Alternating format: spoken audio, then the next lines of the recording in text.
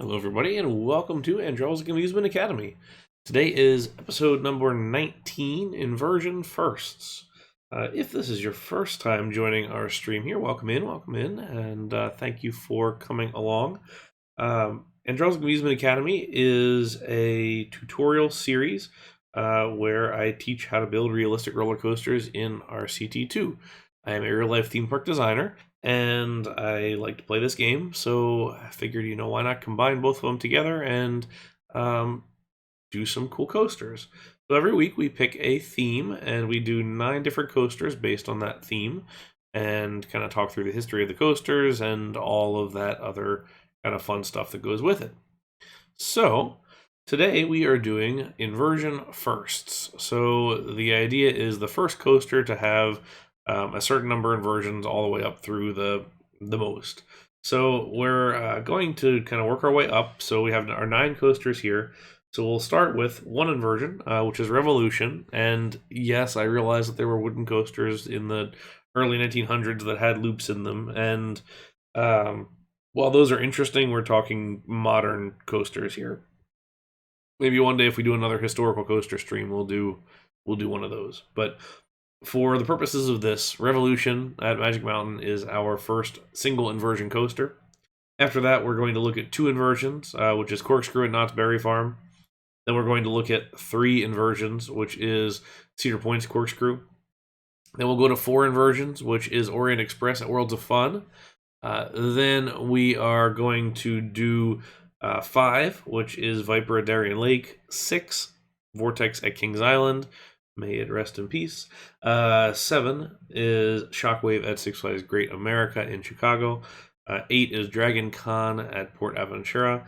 And then there is no 9, as it turns out. And then 10 and 11 we have just done recently. So 10 is Colossus at Thorpe Park, and 11 is the 11th roller coaster at Qingdong Great Cultural Village in China.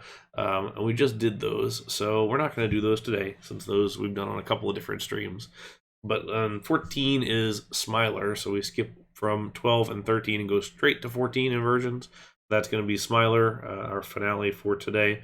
We have done one of those here just recently, a couple streams back, 2 or 3 maybe. But, why not? We'll do it again. They're fun to do, and it's kind of complicated and a bit of a mess. So, based on what I've got here, I think this stream might go kind of quick. Compared to our usual 4-hour endeavor, but we'll see. We'll see what happens. But as we always like to start, we're going to go ahead and jump on over to the coaster database, which I have not mapped yet. Hang on.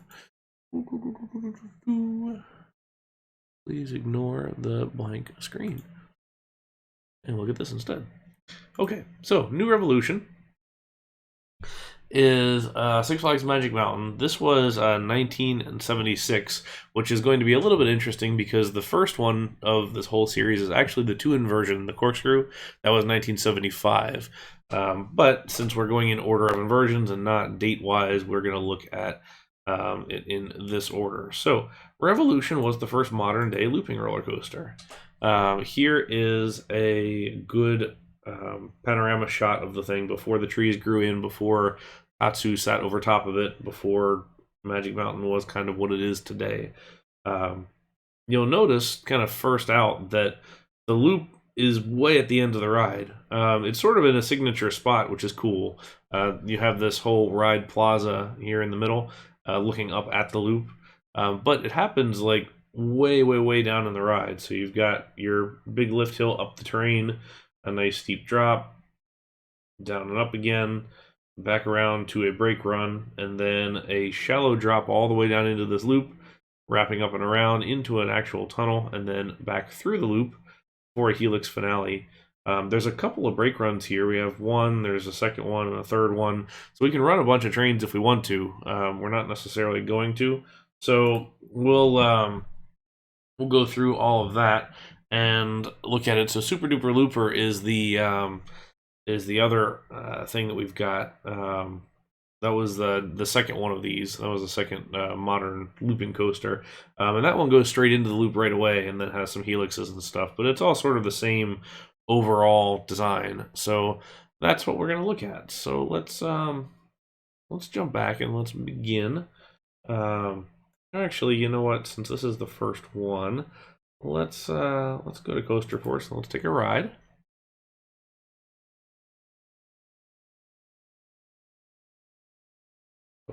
Ads. Ooh, 2 ads. 1. Easy. Cool.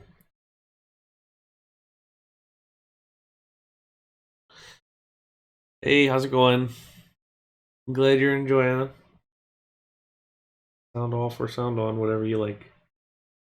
So here's kind of interestingly, they're actually curving up based on a chain drive in the station. So we're going to engage the chain lift while it's already going uphill.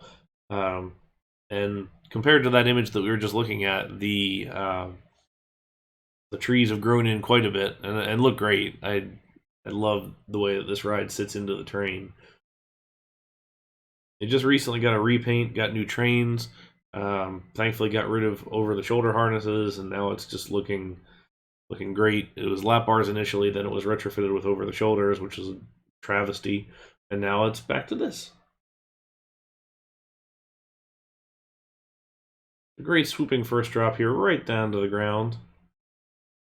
Up and over, there's a bit of an anti-rollback there, a little bit of a trim brake there if it's needed. We'll go back on up here. Another anti-rollback, another trim brake as needed. And we have our big helix up here, another anti-rollback. And here is our block brake, which is almost going to stop us. Granted, it didn't need to. But here we go, almost hitting that support from Tatsu right there. As we go right on through the big loop here.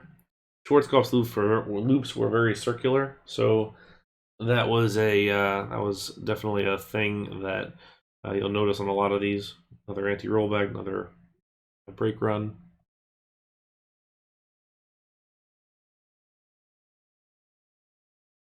All right, then we go through this long flat section. The trim brake, for whatever reason, kind of scrubs off a lot of speed. Really kind of unnecessary. But the threading of the loop is a big thing. As we jump up into one more section of anti-rollback and brake run. This is a pretty big coaster for the time, and especially with the loop and everything. So it makes sense that they were being pretty conservative on a lot of these hills as far as recovery of the train, which is why you had all the anti-rollbacks and everything else. And you can see just how much space there is on the right-hand side for trains. I mean, this can run a lot of trains if it really wants to.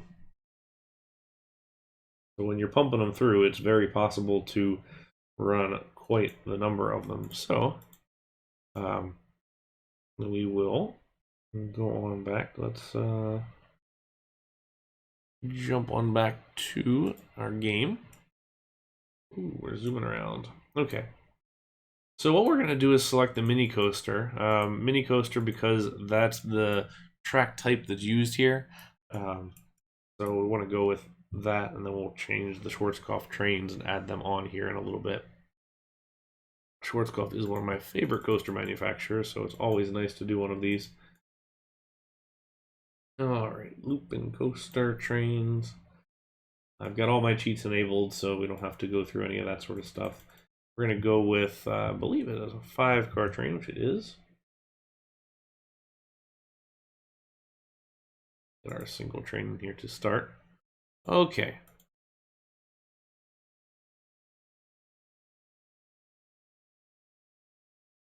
So let's do a nice big. Actually, you know what? Let's go straight out of here. The only challenge I have with diagonal lift hills, because I do kind of like the diagonal, I feel like the use of diagonal is critical in a good roller coaster to make an impact in this game, to make it look smooth, to make it look flowing, all of that sort of stuff. But I will say that the use of diagonal lift hill can make the ride look really, really stretched, and that's not necessarily a good look. We are going to put a flat section here at the top, just since the top is pretty wide as far as the overall angle goes. All right, so let's get ourselves a nice big drop out of here. And we're going to pretend like we've got some terrain, which We do not currently, but we could.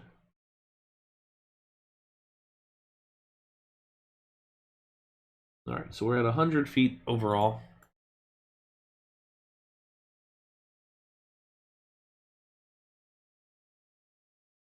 And I have clearance checks enabled, so let's avoid those.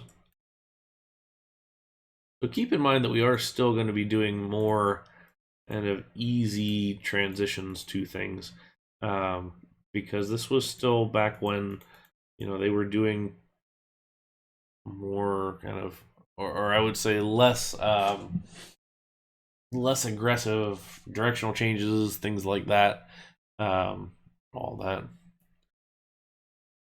A diagonal 45-degree slope instead of a 30-degree slope would be nice. Yeah, absolutely. Just an intermediary one, because I feel like sometimes we're looking at these thinking, oh, it would be really nice to be able to have something that we could work on for that. So I'm kind of looking at this like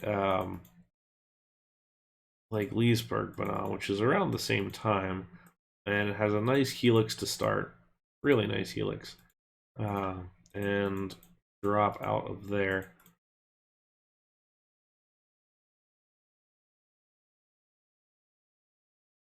Let's see what our pacing looks like.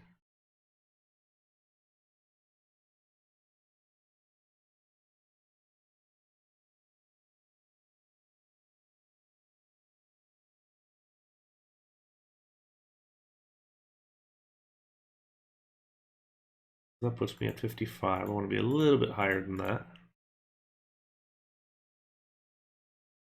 Because ideally, this will come up to our block break here. Take a look. With 5 cars, it is going to be a little bit slow as far as momentum goes. But it's still robust enough that we should be able to get some good speed. And that's actually fine. Okay, let's pause it right there. And then we're going to do the shallow approach.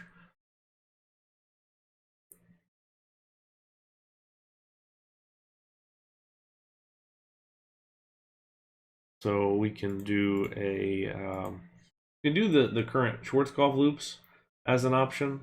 It's a lattice loop which we don't have in the game. So there's a couple of different ones you can do. You can do custom supporting and whatever else. We're just going to go with the standard looping coaster loop here, I think. Let's back that up. And yes, you're right. Leesburg was 11 years later, so it wasn't quite around the same time. But the principles apply, and I really think that this is it does fit kind of what the overall design would be. Okay, let's see how we're doing loop-wise. There we go. We get a little bit of a pause, a little bit of a slowdown at the top. Let's go back to our mini coaster. Okay.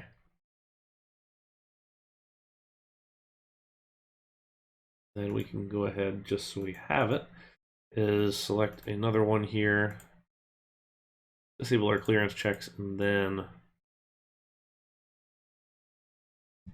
get ourselves a loop that sits in here just fine.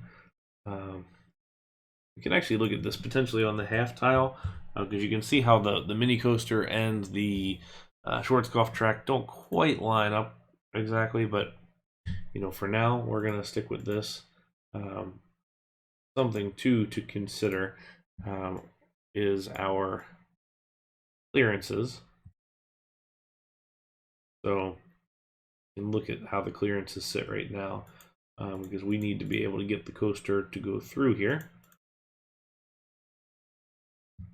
So you kind of look at the visual of what you can and can't go through. So this is the box that you need to hit in order to thread this loop. Somewhat frustrating on this, and why I generally recommend you thread with a curve, is you're either going to be left or right. With the big loop, you can make it look like you're semi kind of centered, but with the loop as this, it just really doesn't have that overall good feel to it, because it's either kind of one side or the other. So if you do it on a curve, it's going to feel a little bit more natural, and I think it's just going to look better as a whole. So let's figure out how we want to do this. We can kind of do the same thing that was going on before.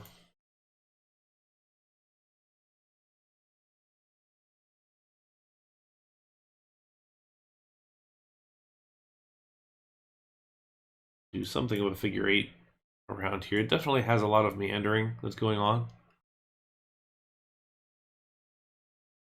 And you're right, Punchy Guy, I missed the little bit of a slow lift here. We can speed that up. All right, let's let that run.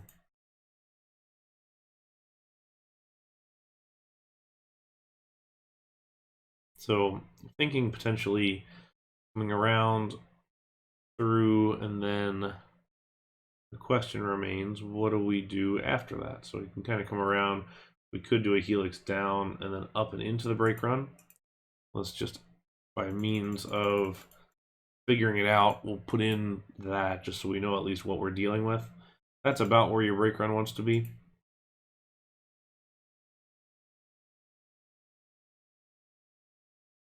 Okay, so it's a little bit slow coming around there, which is fine. We just don't want it to go too slowly.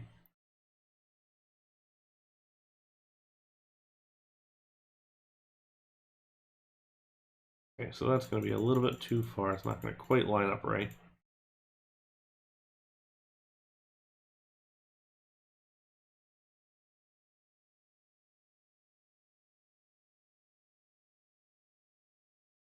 Okay.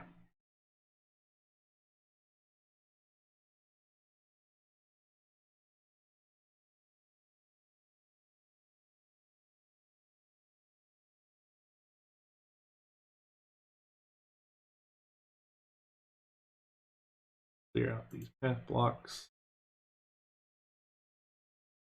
And so this way we've got a nice kind of threaded loop through the side here without having to worry so much about how that's going to look if it's coming on one side or the other. And now we will head for home.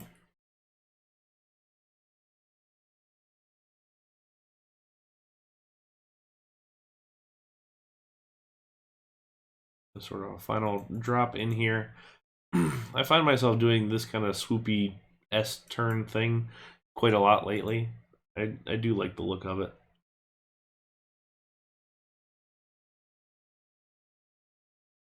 Although we're just a little bit off getting back by 2.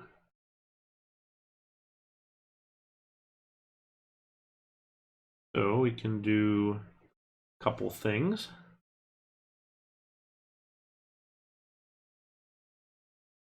And potentially squeeze this tighter,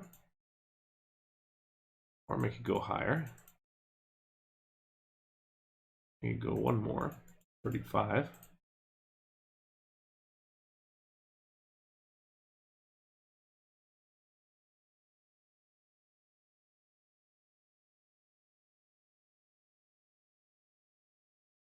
Let's put this one off.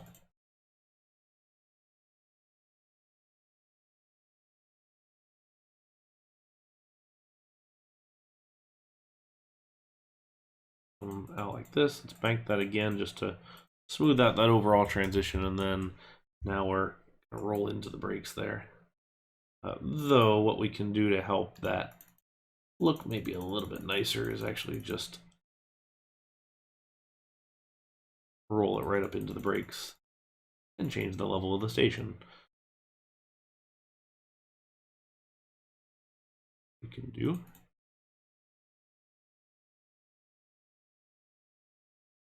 Okay.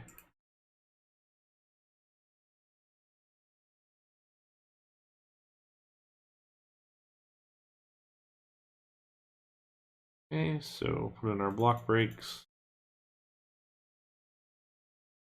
18, let's go with some 18s. We'll put another one. We don't quite have the same size with our blocks as the real one does, but that's okay. Right here, I'm going to put a pretty wide open brake run. Let's see what a block brake does here, because it will replicate it more accurately. but with the slowdown that we want, but it may be a little bit too much. So let's find out. I'll give it 3 trains.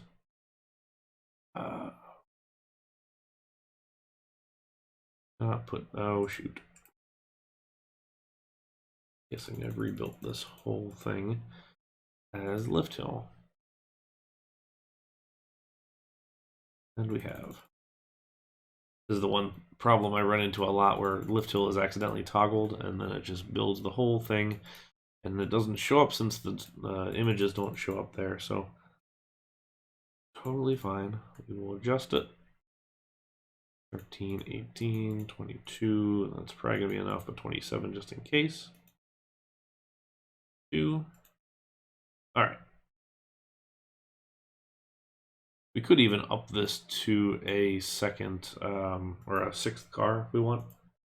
If the performance ends up being a little bit slow, there's nothing wrong with that. I do love Revolution's color scheme.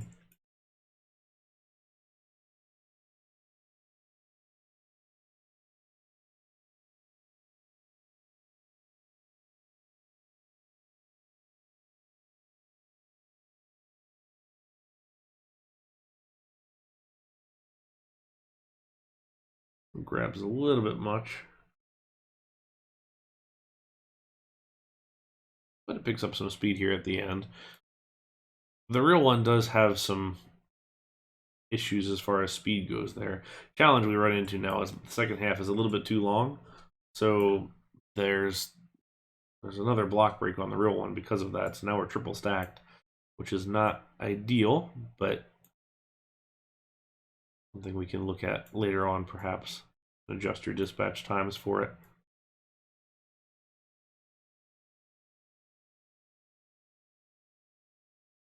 If you want to, you can also cheat the block system by putting in some chain lift pieces, but just the current setup with the banking doesn't quite allow us to do that.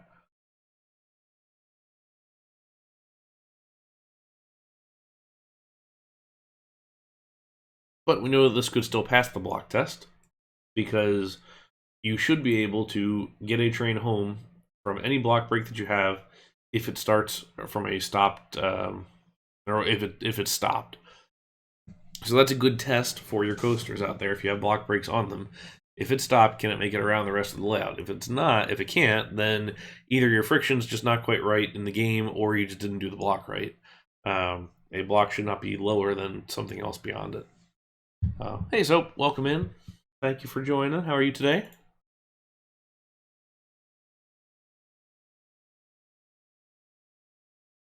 So for now, what I'm going to do on this one is just up our dispatch time, and then we'll leave it at that.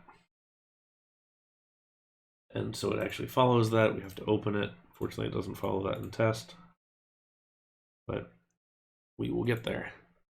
Yeah, I'm doing all right. It's just a matter of getting the stream going today. I know we skipped a week last week, but that's all right. We're back at it. Okay, so that is one inversion. So there's our first one for the day. And we will go and check this one off. Okay, so next up is 2 inversions. And 2 inversion starts the first of our cloned rides. So like I said, Corkscrew is actually a year before Revolution. So we actually had 2 inversions before we had one. And this was the original Arrow Corkscrew. Was at Knott's Berry Farm. Currently, it is operating at Silverwood in Idaho.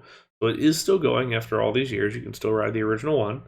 This did spawn a number of clones of the ride, just with the station, right turn, lift hill, right turn, drop, right turn, double corkscrew, and right turn. So all just a big double oval, pretty much. They also had a variety with a single loop, and it has since been taken by a number of Chinese manufacturers and Japanese manufacturers, and done a number of times over. Vekoma did some similar layouts also.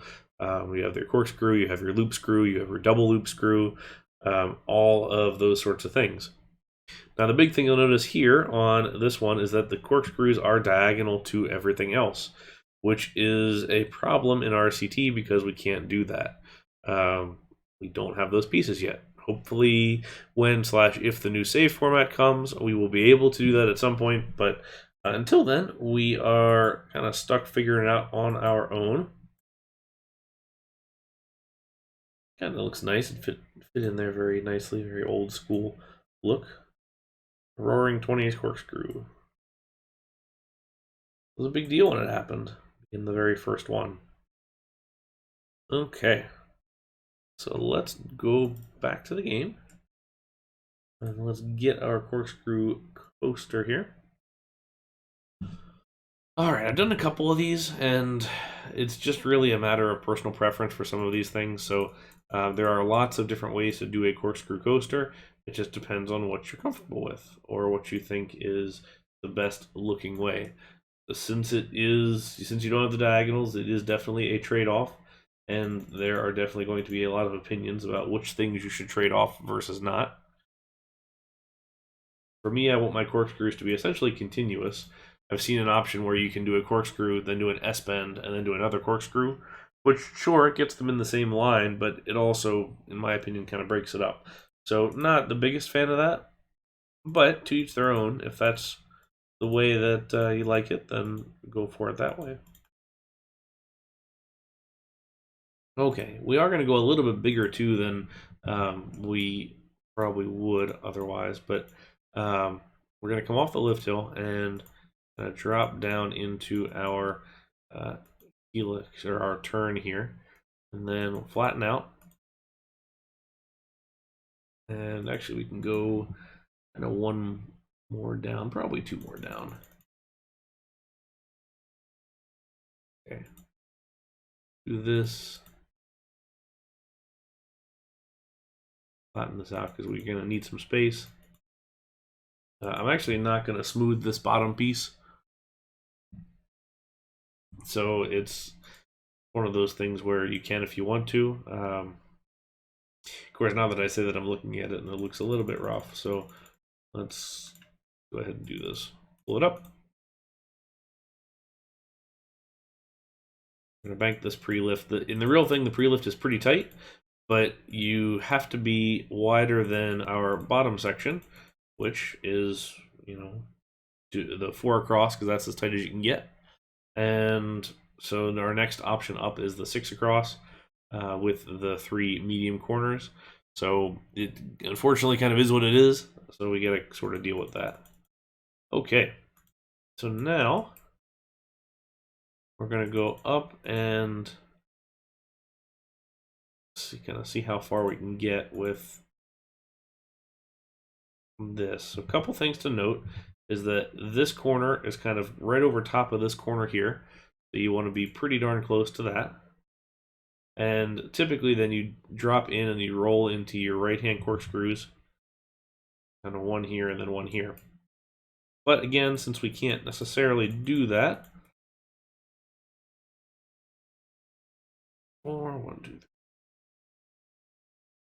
we are going to kind of come out and go way over here.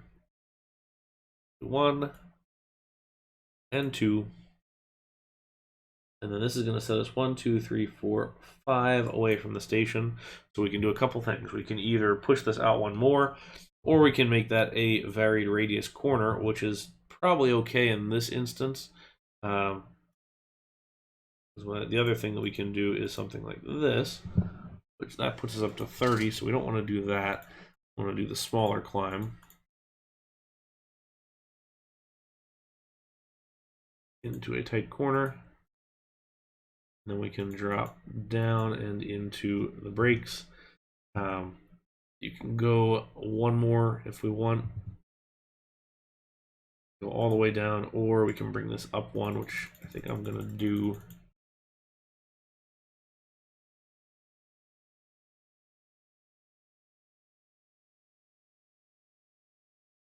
It also gives us a flat spot at the bottom of the first drop. So our transfer track initially on these early ones was down here at the bottom. Okay. Let's see. We're going to need all that space for the station.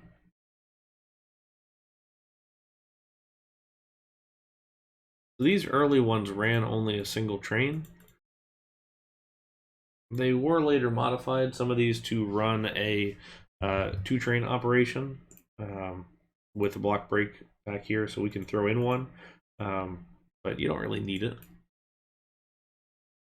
The challenge you run into, especially with this climb here at the end, is that it doesn't quite look super smooth, just based on kind of how the real thing goes. So if that's bothering you, it's okay.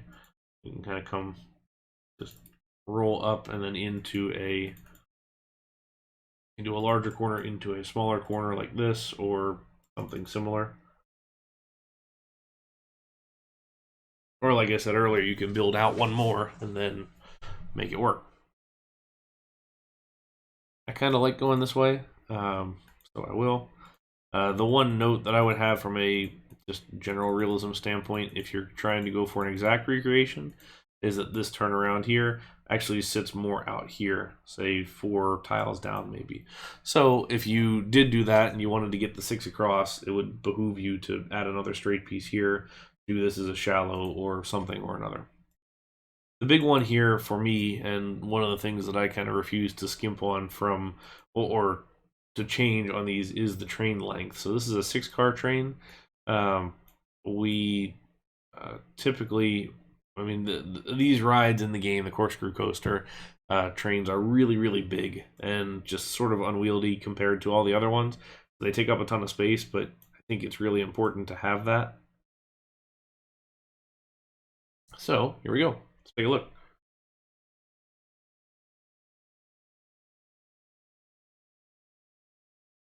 You got your kind of slow drop through here. Hey Hydra, welcome in. How are you today? Got our nice big drop there, and then our double cork.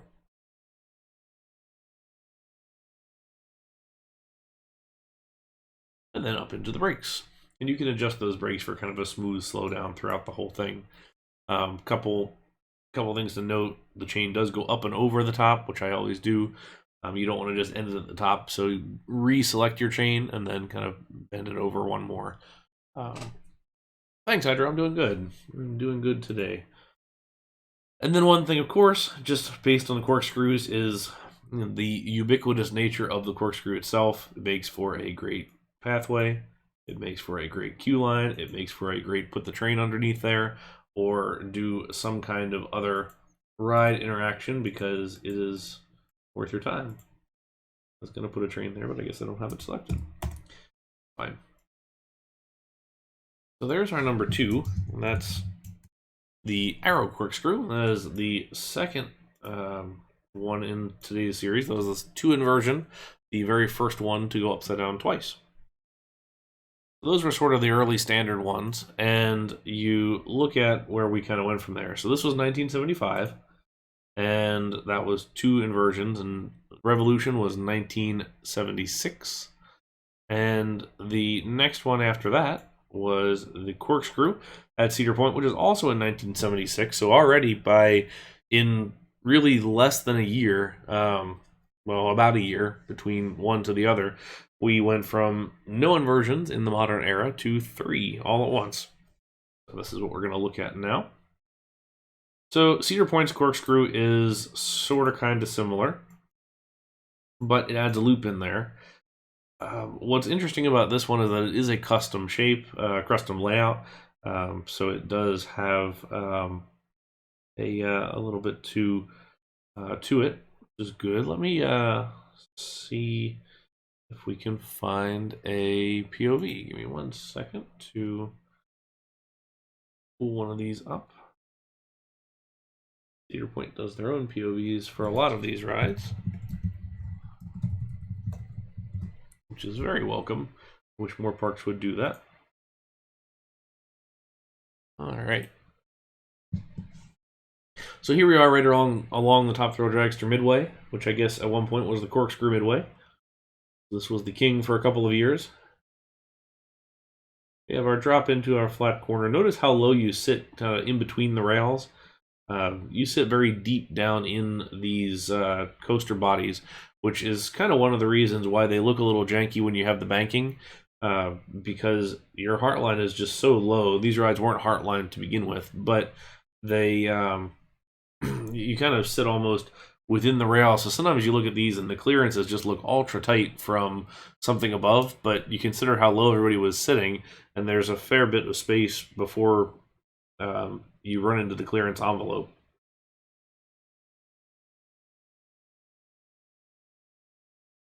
Here we are looking at that great skyline, one of my favorite parks. Drop down and actually pause right here. So one of the things that is interesting for aero coasters and some of these early manufacturers is we're not seeing the parabola type hills that you see on B&Ms and other things like this. You've got basically an angle to whatever steepness of drop they want, and then it's just straight pieces until you pull out of it. So this is a very RCT-esque approach for this sort of thing. So you'll notice it is exactly straight down this hill, and you'll notice on some of the other sections we're going to do the same thing.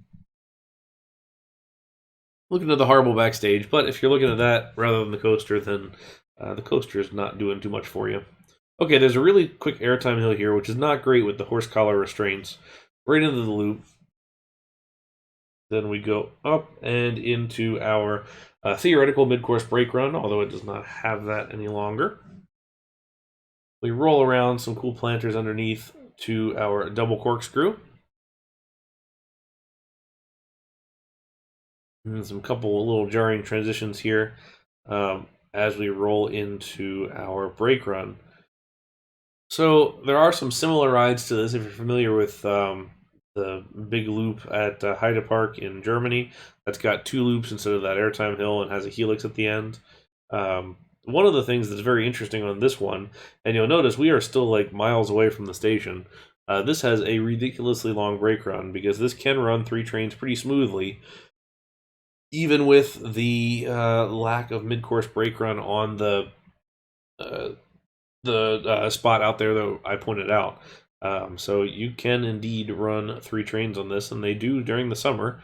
Gotta love Cedar Point efficiency. But we're getting there. You can almost see the station now. Slowly approaching it. More time on the ride in the brake run than in the actual ride itself. That's okay. You'll notice the transfer track here, it is a second transfer track right on the side. So it will slide over, collect this train, and slide back. And you will see here, if I pause it right here, you can see this drop down just beyond that transfer track.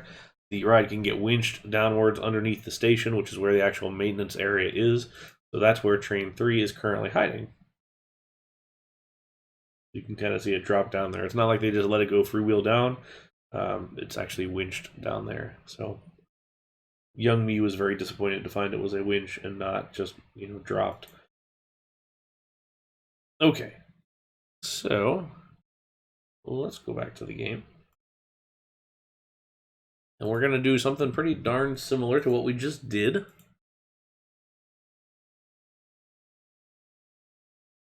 So let's get a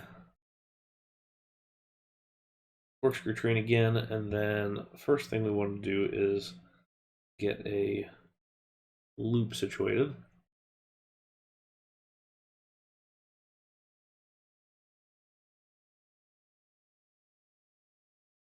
I'm going to put one straight piece there, or one inclined piece, just to give it slightly more height. Doesn't need to be huge, but just give it a little bit more.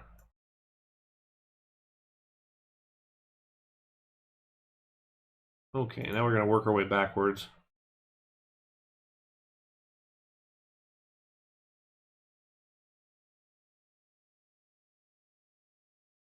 I'll put that airtime hill in there, despite how unfortunate the thing really is. We will go ahead and put a decent drop on this.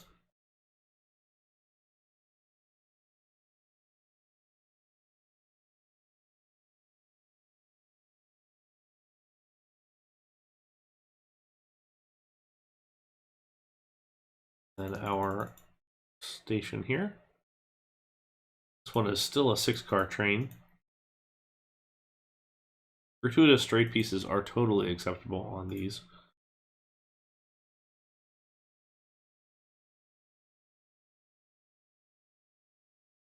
think you can spend a lot of time doing things you don't need to be doing. I can take one of these out. Go. Okay. And so now we can do that same deal with our we did for the corkscrew.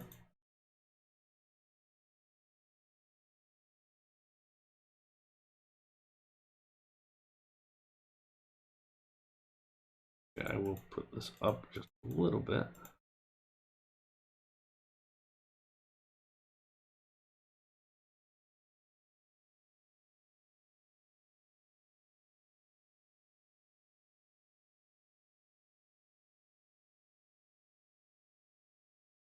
Corkscrews are such tiny inversions in this game that you really need to do something with it to make sure that you don't totally speed through it.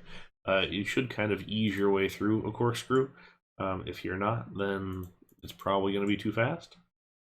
And then, as we've found out here, we are still miles away from the brake run, which is realistic, but I want to throw a helix in just because I like that overall look. And because even though we are miles away from it, we're still just like, it's a long way. And I don't think it looks good. So, and that's the big thing. Keep in mind that however you do these coasters in RCT, that for me anyway, the real kind of be all end all for this sort of thing is what actually looks good. I want to make sure that I'm doing decent looking rides that also are realistic.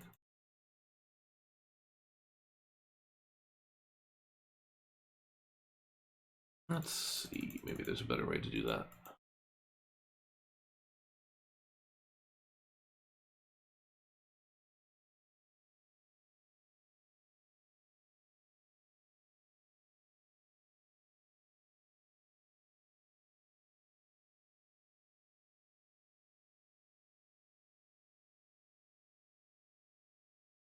Go. We go one more up.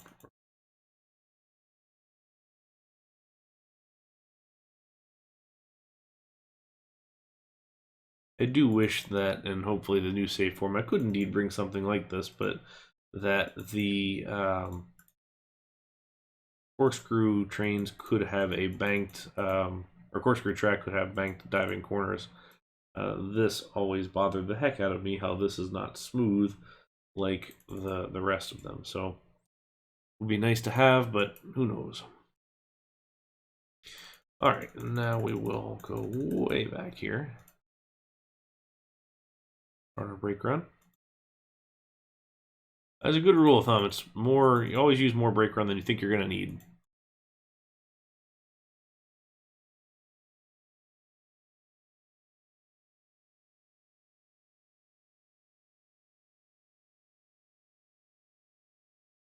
Okay. There we are, together. Now I could have put a flat piece on top right here to give that a little bit of gap. We're going to not on this one, but not to say that you can't. In the spirit of Cedar Point, we're going to give this thing 3 trains. And a slow lift hill.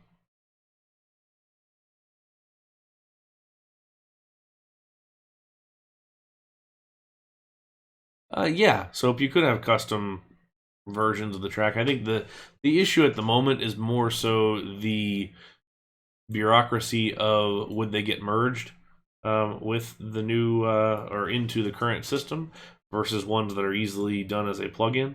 And my guess would be no, since the train already exists of some kind. But you know, who knows?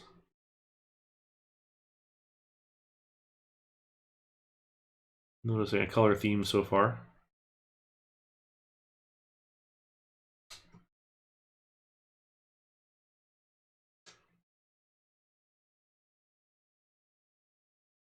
And one of the best ways to deal with things like this, where our corkscrews are actually pretty high off the ground, is just to raise the land. So even if your park is flat, parks aren't really that flat. There's little subtle elevation changes throughout, so you can come through here with just a little bit of elevation change and kind of smooth it throughout and make it look good. You don't need to go the whole way up. Actually, what Cedar Point does really well on theirs is wherever they have the supports for the drop, they actually have kind of planters throughout, which look really, really nice. So almost something like a planter that sits like this, and then you might get one that sits like this, and you might get another one that sits like that, and then just a couple more, and then you put your supports to hit all those, and then you have your pathway goes through there, and you have plants in each of these with the column, and it could look really nice. So make the ride into an art form. All these early corkscrew coasters were absolutely used as sort of the highlight of the space. You had your pathway that's going through it, you had rides going through it, you had just great seating areas all around. I mean, this was the showcase, and for those who didn't want to ride, they're still sitting here watching this because it's interesting. And then if you really wanted to get more to this, you could go ahead and put that that brake run up in here, but don't need to. You'll note here I have this slowed down so that this one is actually gonna, I think, get back in time.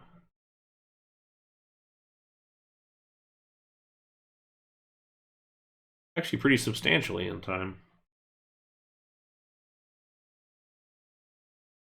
There we go. Alright, so there is number 3. So we are cruising today, which is to be expected, because these early ones are going to start pretty simple and then get a little more complicated as time goes on. So let's get complicated, because the next one is more towards that type of thing. Okay, so next up is Orient Express. So this is 1980, so we're skipping a couple of years. You'll notice 1976 was where we last left off, so we're going a couple more years until we get to our first four-inversion coaster. And this introduced a couple of things. So this introduced not only the interlocking loops, well, actually it did not. Loch Ness Monster got interlocking loops. So this was number 2, I believe. And so this one has interlocking loops without a secondary lift, which is kind of a nice thing. And then we have this element in the foreground. This is, depending on what time and what manufacturer you're talking to, this is either a kamikaze curve, a boomerang, or a batwing. In this element, it was called a kamikaze curve, which, maybe slightly off color. But it has the boomerang element to it that was later referred to, and then batwing, as B&M would call these designs. So a pretty substantial sized ride. I know it was a good fan favorite. This was sort of the precursor also to Vortex at Kings Island. It's got the same sort of drop into a big turnaround before you hit the first loop. So again, the inversion was not the first thing off of the drop, which is sort of unique as far as that goes. There was an ending helix and a little drop tunnel underground to start. So let's ride along with Cyclone Steve here for our first one. And this was unfortunately removed, very sadly, and much to the regret of the folks around this park and enthusiasts alike. And replaced with not a whole lot, actually. I did never get a chance to ride this coaster, which is a shame. I've ridden 2 of the first 3, and a clone of the Corkscrew. Hopefully I'll go up to Silverwood this year and ride the original Corkscrew. This one I have not ridden, sadly. You can see these great loops. Here's our kamikaze curve element. And coming around to the final helix here that was very tight before it hit the brakes. All right. That's long, so clamp brakes. Okay, so we've been down through a tunnel and up and on to the lift hill.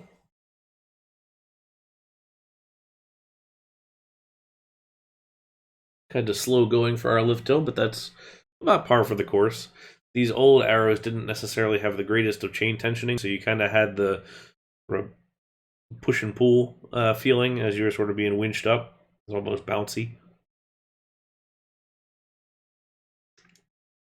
Come off to a flat corner. We really weren't doing a whole lot of big curving drops yet, but wait and see, because that will come. For Arrow and Vekoma anyway, not for, say, Schwarzkopf, which we all just fine. Big steep drop here. Screwing with our early 90s or 80s camera. Up and around. Now here's the first of the loops.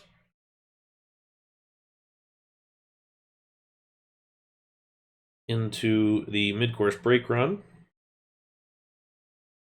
Before we dive down and into loop number 2.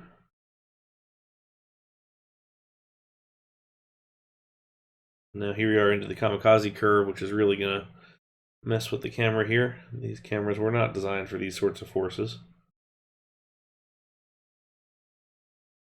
And then our pretty aggressive helix here at the end that has some directional changes and some other stuff here as we get up into the top. So thank you again to Cyclone Steve for that one. Let's jump back and take a look, because this is definitely a tight inversion or tight design overall. So again, we're going to build ourselves this from the standpoint of the kind of backwards. We know where we want to go, and we're not. I always say we're not going to recreate these exactly. We are going to go a little bit closer than typical, perhaps.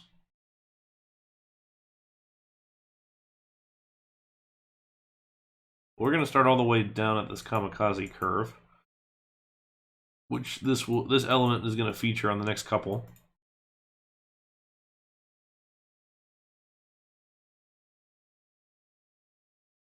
So I always like to give them a little bit of height differential, because there is the real ones do have a little bit of that height differential to them, not necessarily as extreme as this, which is it's a personal preference again to see which way you want to go with it. Sometimes they can look a little funky, and in the case of this one, it actually does look relatively level. So let's keep it level. Okay.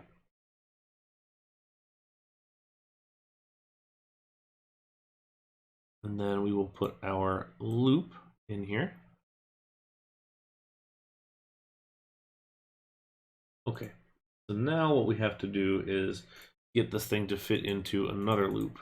And the best way to do that is with our clearances off. There's one spot that it'll fit in. So we're just going to measure it like that. And now we know where we got to hit. Got to lock it up right to there.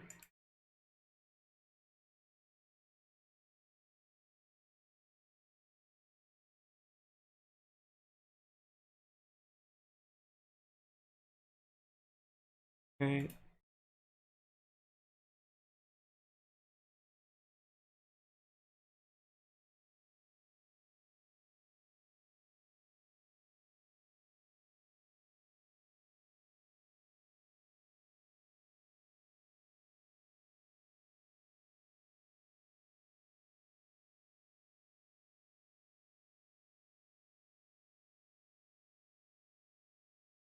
Okay, so then now we can actually come back through here and pull out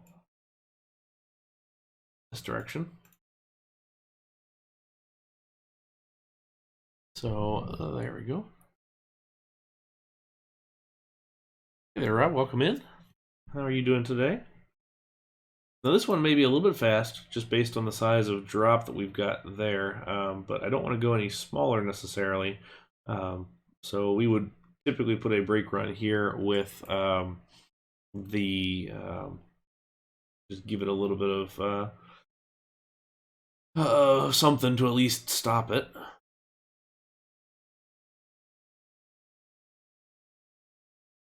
Okay.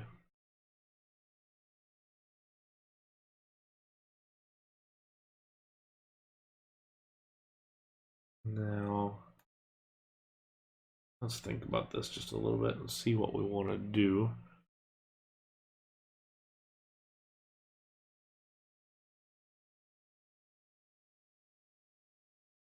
So, I'm kind of come back around.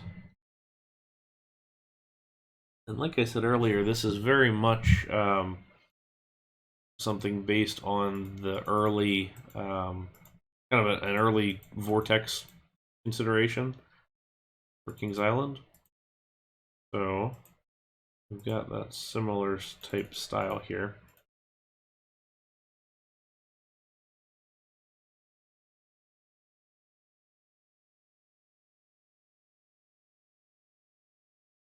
Okay.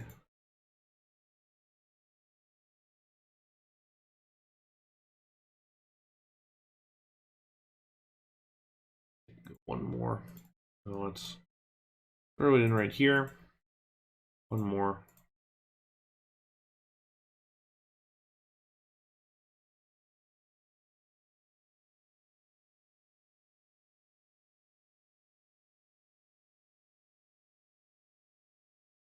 Okay, now we're getting much higher. So we're really bringing in that height. We're almost in line here, which is kind of okay. Gives me a thought to try that diagonal lift hill.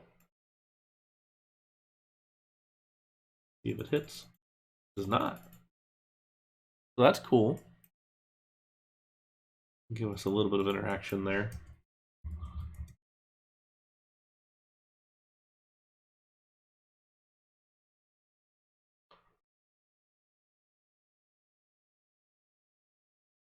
Okay. Again, not a recreation, nor is it intending to be, but we're going to do something similar to it.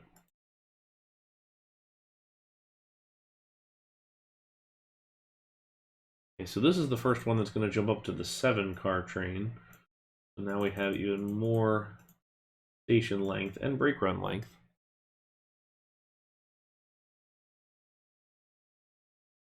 So really we need probably another one there. 2, 3, 4, 5, 6, 7. Typically for corkscrew coasters, however many cars you want on the train, that's how many station platform pieces you want to have. Not always the case, definitely not always the case, but a consideration. And then every brake run section should have as many. So there we put our first block brake, and then we're going to go 1, 2, 3, 4, 5, 6. Well, 1, 2, 3, 4, 5, 6, 7 with the block brake. So there we go. And then we'll do some more braking here. 1, 2, 3, 4, 5, 6, and 7 with the block. And then we'll put one more. 1, 2, 3, 4, 5, 6, 7. For a 3-car train or a 3-train operation, you really want to be able to stop 1 in the station, 2 in either a brake run, and then have 1 section more worth of train length before you really get back into it. Okay. Let's figure out how we're going to do our final helix here.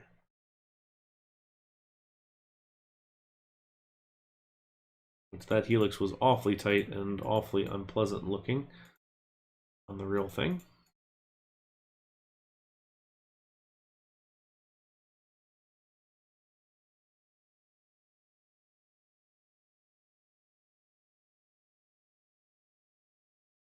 Perhaps we're going to do the same thing. I do kind of like the look of where it gets a little bit lower though.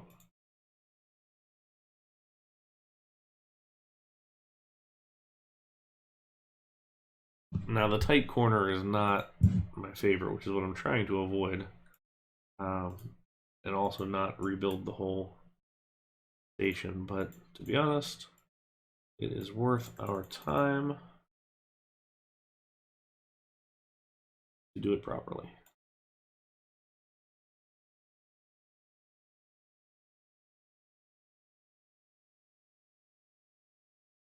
It's always worth the time to do it right. 1, 2, 3, 4, 5, 6, 7.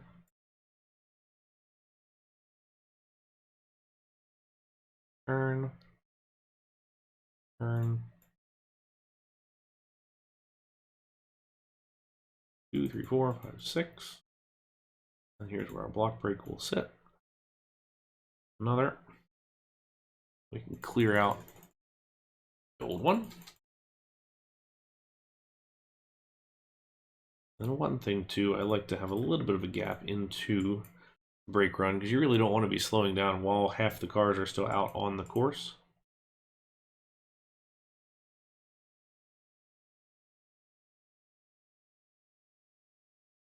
Okay, so this would be a brake run theoretically on a real thing. We can shoestring that, not today of course, but we can do that.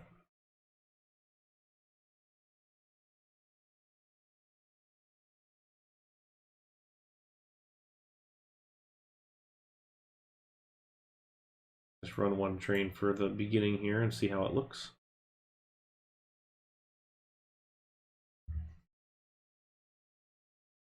The interlocking loops are super cool and a really nice design. In my opinion, I'd love to see a medium-sized loop in the game so that we have a little bit more space for it.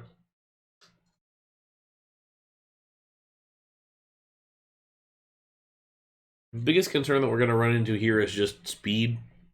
Since I'm not going to be trimming off any speed here on that brake run because it's diagonal and I can't, I'm probably going to have way more speed than I need, especially through the kamikaze curve. So this may be a matter of adjusting our massing to be a little bit low, actually. Let's see what our speeds are going to look like. Maxing out around 55.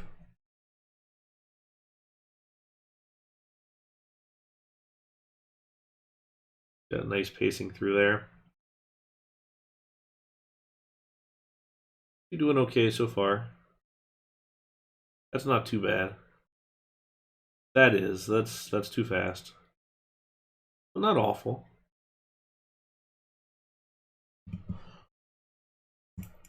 So to be honest, the best method here is probably just going to be trim off a little bit. And there's nothing necessarily wrong with putting trim brakes on some of these early arrows. I like to avoid it if we can, but we can do it. Let's speed ourselves up. Take a look.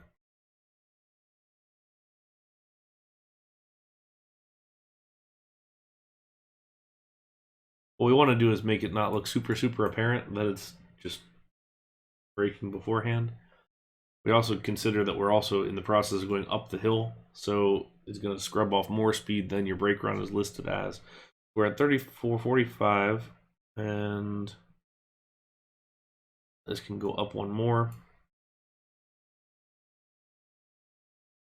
Okay. Let's try this at 40, and it's probably going to look just a little bit better. I'm actually very surprised that the lift hill worked as well as it did. My luck, it usually hits.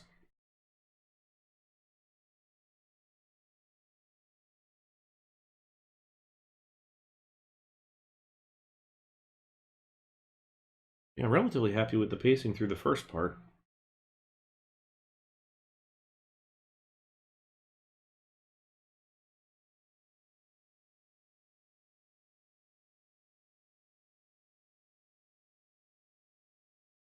Yeah, for sure. It's definitely a tight balance for what makes it look realistic, but works in the game. The biggest thing that I have with the game is that if you sacrifice or if you try and make realism look exact in the game, in a lot of cases you're going to be really disappointed because you'll end up with something that sure is realistic maybe, but it also doesn't look good.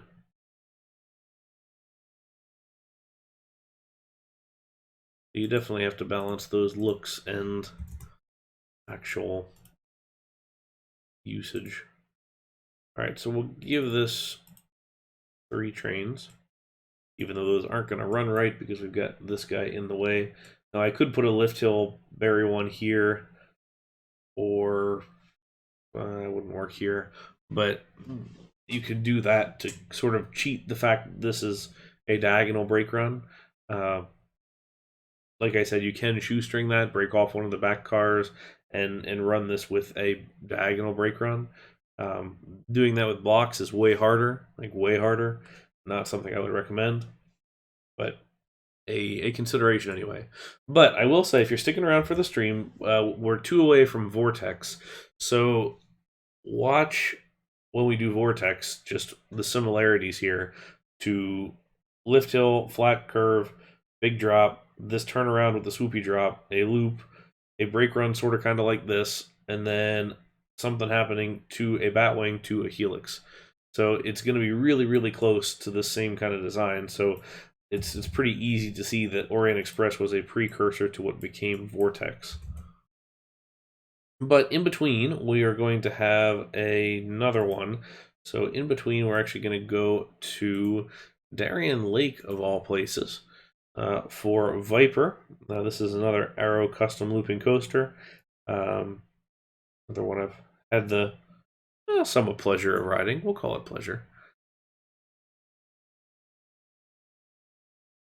Let's take a look. Okay, so we've got our sort of triangular shaped layout here, which is another one that we will find that we can't really do very easily in the game. So something that we're going to kind of forego here as we do this one. I always find Viper to be a hard one to do.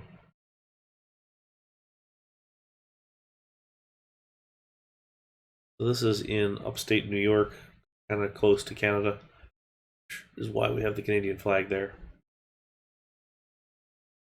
All right, so coming off the lift hill, there's a nice long flat section here before the curve. Another straight drop, still doing straight drops. We'll do that one more time. For a loop that's set a little bit higher off the ground. And then we go flat and curve ourselves into the batwing, which I believe we're calling it a boomerang now. That kind of comes up and rattles its way into the mid-course brake run. Almost stops. Now we're going to are we frozen? We are frozen. The internet is out, maybe.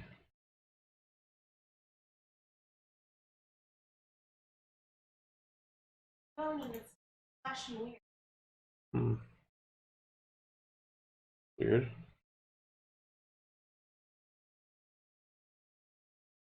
I'm getting 0 kilobytes.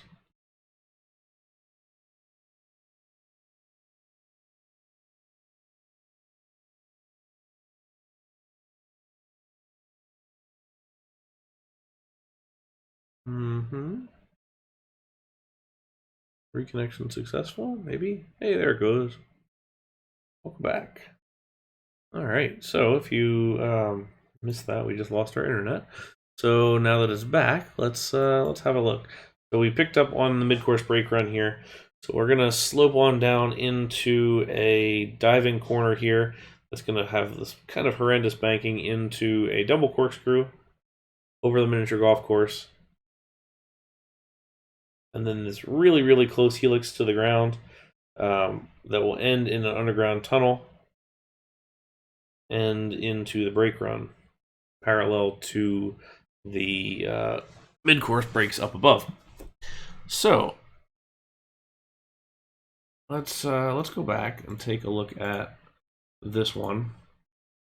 Here's a good sort of overview shot of it, so you can kind of see where it goes. You'll notice again that there's just not really a good way to do this from a design standpoint from the brake runs and the corkscrews, because they are diagonal to each other. But that's a part of it, unfortunately. So that's where we are left with. And I'm going to take a look at some aerial imagery here. I think that's going to help us. Kind of see it's not the bright green that it used to be anymore, but here's a really good visual. You can see how our brake runs are nice here parallel, and you've got your corkscrews that just don't match quite right, but we can fudge that. We can figure out a way to make it go.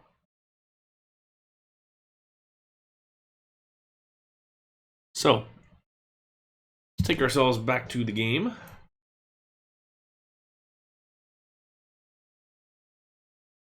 And we will give ourselves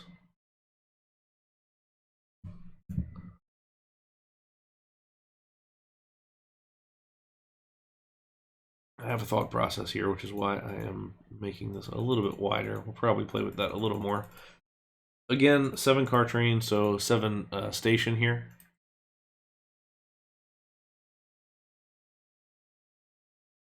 So welcome back for those of you also who were disconnected.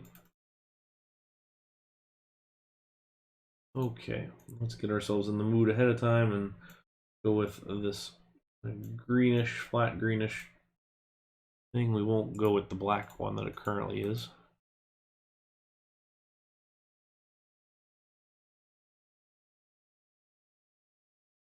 Build this up and over. Okay.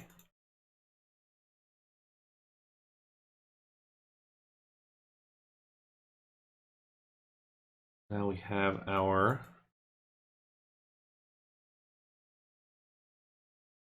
loop here.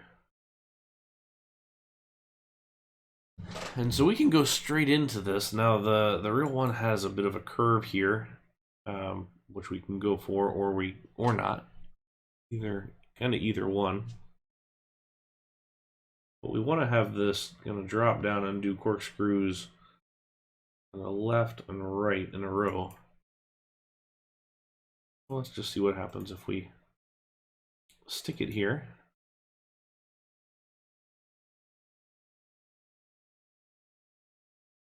Again, gratuitous straight pieces, totally acceptable.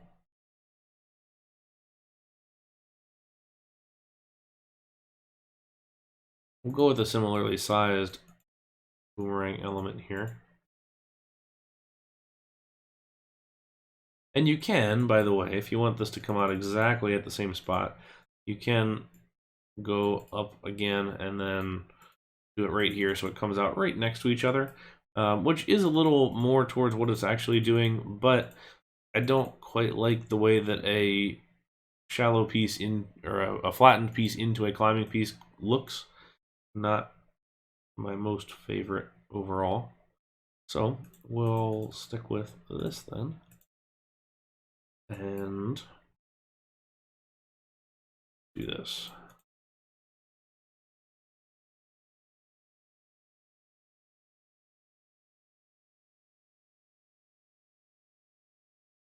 Okay. Give ourselves a nice long brake run.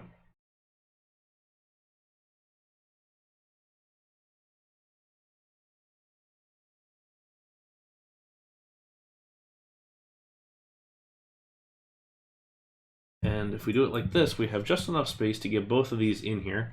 You'll notice we're at 45 on this and then 35 at the top of our corkscrews. So what we may do is give this just a little bit more of a drop.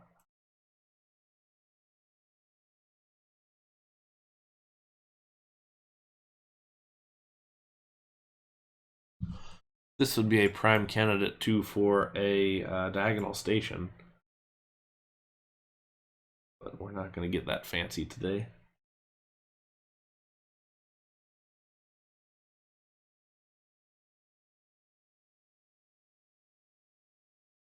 Okay.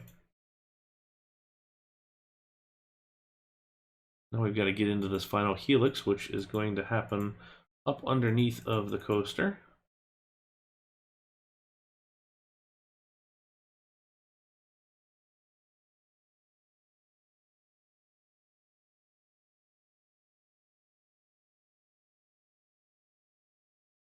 And that's great, except that we don't have a brake run, so that's not so great.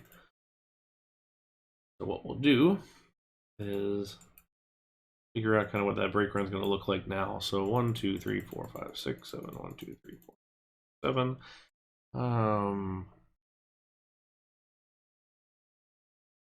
2.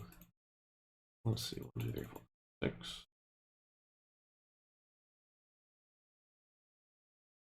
We're a little bit off kind of where we want to be right here.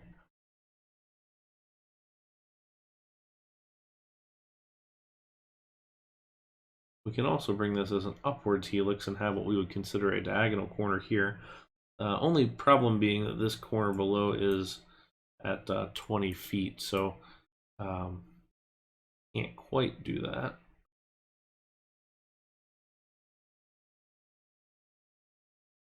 What we can do is give ourselves another straight piece here.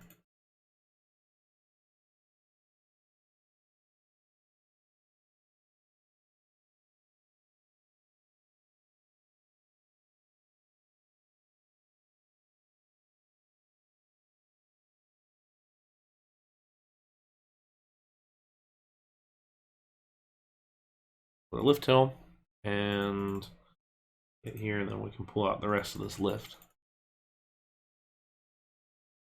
Not my favorite station arrangement by any means, but it does have kind of the rest of the layout kind of flows more or less like it should.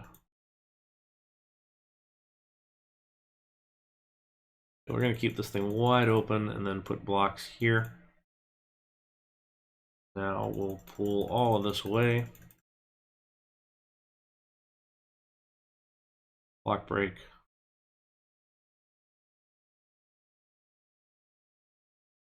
Teens. Another block break, which we have a 2, 4, 6, and 7.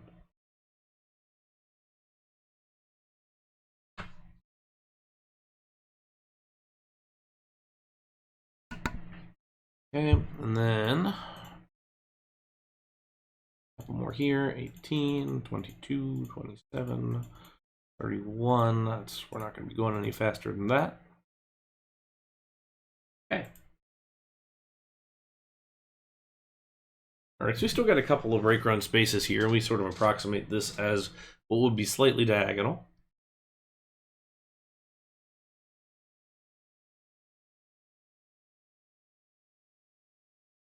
Put the yellow train on this one. All right, so let's take a look and see how this one performs. So a couple of notes, just things that we wish we could have done a little bit differently hey Zara, we are on inversion number 5, the first one with 5 inversions, which was Viper at Darien Lake. So another Arrow custom looping coaster. So the things on this that we probably wish we could do a little bit differently would be having a drop straight out of the station there. Welcome back, Hope. And we can, mostly because these rides at the time did not have kicker tires in the station, so all the station platforms were angled downwards. But we kind of got to that point. Wouldn't boosters better represent drive tires? Where do you mean? We really wouldn't have drive tires on a ride like this. All the brake runs are angled downwards ever so slightly, so gravity takes care of it. The booster tires didn't come in until a little bit later, as far as drive tires go. So at this stage, we're still really dealing more so with gravity only.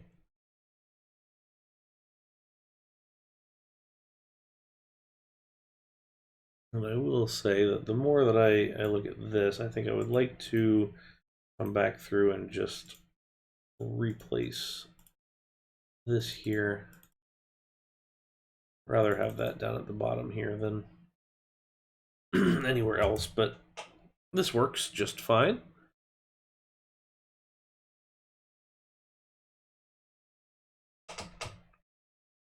All right, so slightly less nice looking station. I suppose this, like I said, would be a good candidate for a diagonal station, and one less train. Take out the mid-course brake run maybe, but we're not going to get that fancy today. But you can do it. So that is number 5. And when we look back at it so far, we kind of look and see where we started. So, technically we started here with a double cork. And pretty long into the whole process, I mean, really, most any arrow, most any Vekoma, and I say most because there are exceptions, but always appeared in a double. There's really very rarely seeing single corkscrews until we get into the B&Ms and the Intamins of the world. So we have the double corkscrew, we got the single loop, and then we start to combine things. So we take the single loop and the double corkscrew and add those together. Then we take a loop and we add a second loop, and then we're going to add this kamikaze curve, now called the boomerang. And now we're going to take more of those things. Back to single loop, we'll take the kamikaze curve, and then we'll take the double corkscrew. So, rolling into number 6 then, the question ends up being, what does that combine into next? And the answer is, pretty darn obvious, I think, that the next one takes all of those things, a loop, a second loop, a double corkscrew, and a batwing all at once. So I said earlier to pay attention to Orient Express, just based on the overall design of the ride. And you can see a lot of Orient Express in this ride here. So this is Vortex at Kings Island, recently sent to the big amusement park in the sky. So at the time, I believe this was the tallest coaster in the world when it opened. So as we go back and look at timelines, so now we're up to 1987. We started in 76. So really in 11 years, or 75, I guess, so 12 years, we went from no coasters in the modern era with an inversion to now we're up to 6. So the arms race is on, and the 70s and 80s, really the 80s had kind of heated up as far as this whole thing goes. So a couple cool things to note on this one, just the location of the batwing right up against the midway, which is raised pretty high up, so you sort of halfway up on the ride. Great station, using actually Bat's old station. If you are familiar with Bat, the original arrow suspended coaster, which was a unfortunate failure of a ride. Now we've got this that's sat on top of it, and this one was also gone. So interestingly enough, that this single site has had 2 coasters in the span of other ones that are still sitting here, like Beast. So very photogenic coaster, maybe not the most comfortable. There's a great recreation of this in RCT by GeForce on New Element. If you go to nedesigns.com, you can see that. He did a very, very nice job. One thing to note is how tight this little helix is. I think this is more akin to the small helix in the game. I'm not quite sure if we're going to go that way, because I always feel like it's just too tight in the game, but we'll see. This one is worth a ride. I think they all will be from here.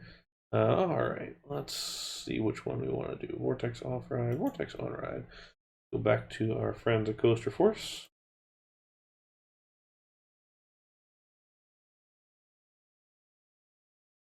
This appears to be either hand or chest mounted, so you will see all the various bumps and jars and everything else.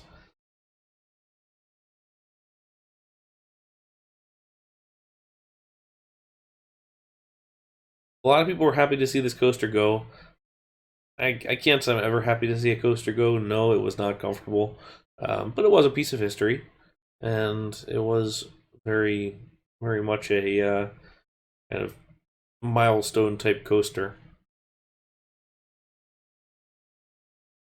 Thing is that eventually most coasters that we're familiar with now are probably going to be gone and replaced by other ones.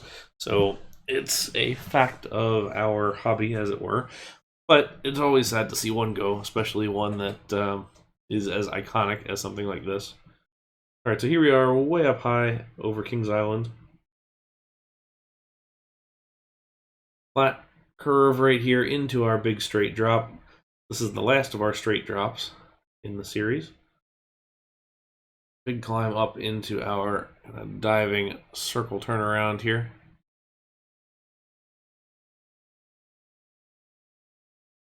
And then we have our double loops here. One after the other, pretty nice and intense. Climb up, turn that corner, go through our brake run here. Now we have this awkward banking, very, very awkward banking, into a double corkscrew that goes through the loop. So second corkscrew goes through that loop. Now we curve into our batwing element. Up and over and in to that final climbing helix. And our brakes. First brake here, and then have a little bit of a banked corner, which is something that you can kind of almost trademark the Arrows with, is that they had such a weird banking system for some of these things. It's definite that it was before a lot of early computer type engineering, so worth seeing. And then we can take a look at the aerial too, just because it's interesting. Hopefully it's not gone from there yet. Nope, still here. So you can see we were kind of right about Orient Express's diagonal lift. This has something similar. Not sure if we're going to go that way or not, but definitely something to consider. So there we are. All right. Back to it as we get to the next one. This is an arrow heavy stream, which I am a fan of arrow coasters, so not a problem with that. Okay. Make sure we don't run out of room.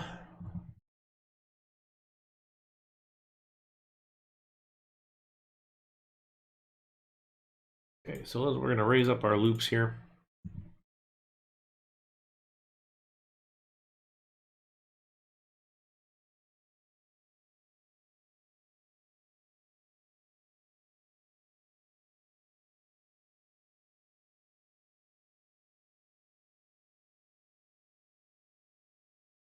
This one a right hand inflection.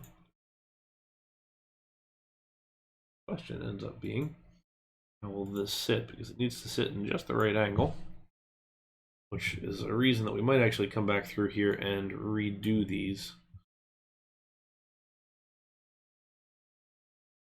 Because you're going to hit either way. So let's take this.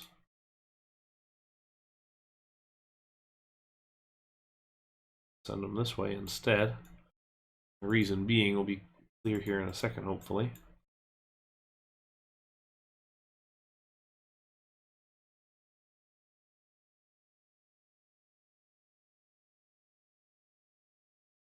Okay.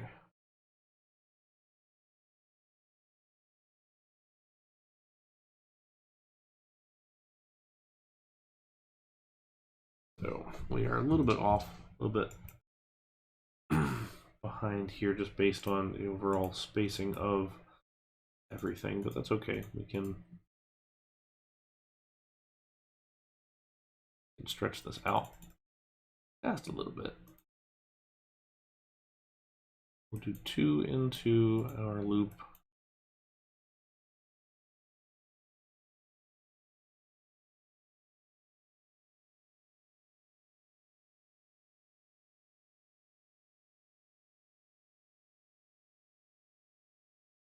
Okay.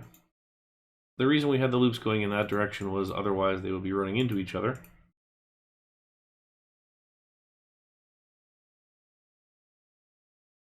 See if we can do that. We cannot.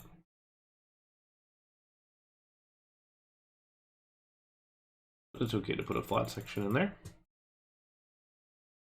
So for these kind of rides, especially when you're looking for this kind of overall design, you really need to pay attention to how things are meant to sit and interact with each other. So we know that this was going to be the big issue point. So that's why I built that first.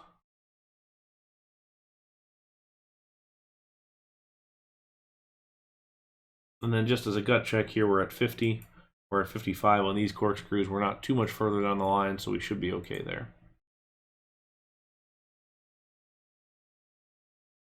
Okay. I should give this one more. I find that a lot of RCT rides just look better when there's more space in them, and it just helps smooth things out, stretches them out a little bit, and it just looks much better. Hey, things on tracks. This is Vortex at Kings Island. Today we're going through and doing the first coaster of each amount of inversions. So we've done 1, 2, 3, 4, 5, and now 6. So this is I guess, in loving memory of Vortex. May it rest in peace. Pieces, perhaps. Now, Kings Island did sell pieces of this coaster for a substantial amount of money. I believe it was $250, I think, for a maybe foot-long section of track, which I did have it in my cart for a little while on the website. It sold out in about 10 seconds. I am glad, reasonably so, that I did not buy it. It's just hard to justify that. An expensive hobby, and what are you gonna do with a piece of rail except for say it's cool, which is totally my reasoning too, but still, it's not maybe the best of spend of money. All right, so the big thing with this one is, unlike Orient Express, as I'm looking back at my reference photos here, this one had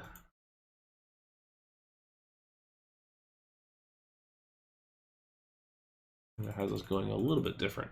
So this one has us doing sort of this kind of thing.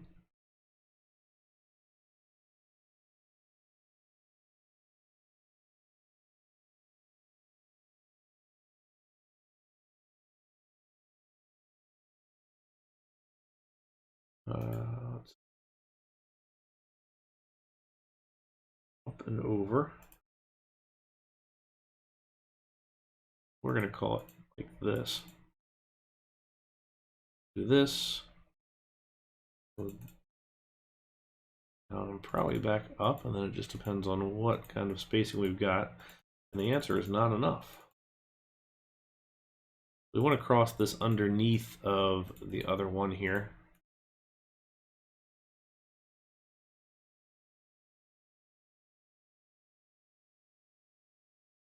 We'll do that. 75 is going to be just a little bit shorter.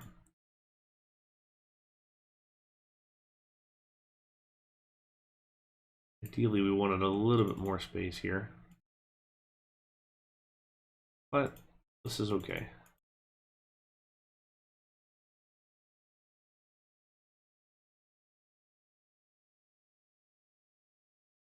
You can see now, based on from Orient Express, they were starting to they being Arrow was really starting to experiment with a lot of different kind of designs. They have this little dip in here. There's just a lot of interesting weird banking and just all sorts of things like that that was really starting to take ahead and get ourselves ready for the bigger rides, which in a little bit we will get into that. Okay.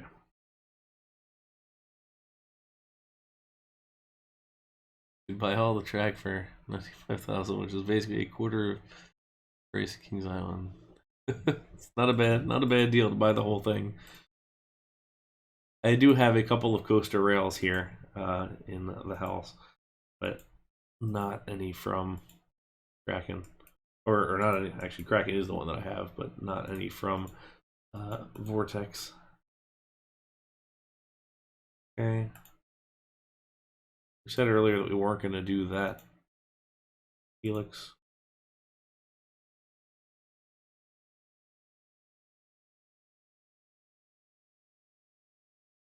I still kind of agree with.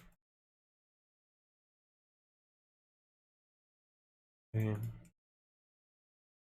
Only issue that we have here, and depends how much of an issue it is that our lift hill is now really far away from everything else. So we can do this as a diagonal. That's one option. And that might be the option I'm going to spring for here. So we're going to do ours just a little bit differently from the real thing, and it is going to cross underneath, although not so lucky this time as I was the first go around. I'm going to run into it. So being not so lucky, we might just try and go ahead and do it this way. This was banked.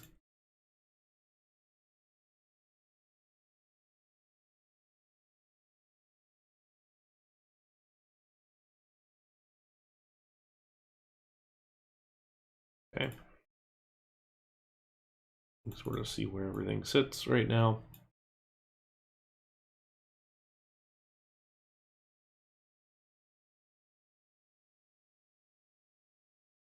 Okay.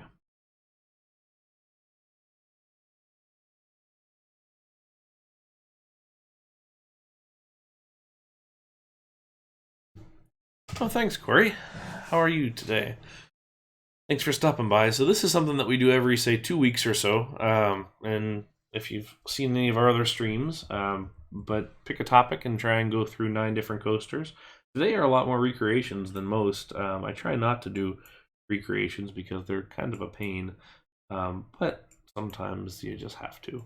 And that's where we are today. Let's pull this up off the ground and give ourselves a little bit more space. And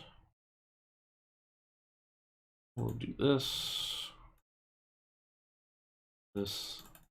Again, sort of fudging our way through the brake run area and space. But sorry, so I apologize for having you miss that one. The VOD's up, so if you haven't, watch the VOD.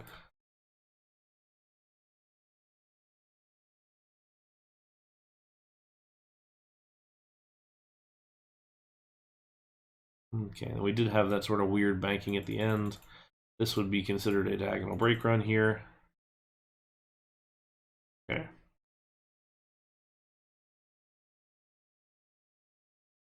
So not the most photogenic, and definitely not quite right as far as the end goes, but this is, layout wise, at least on the bulk of the layout, this is a little bit close-ish to Vortex at Kings Island.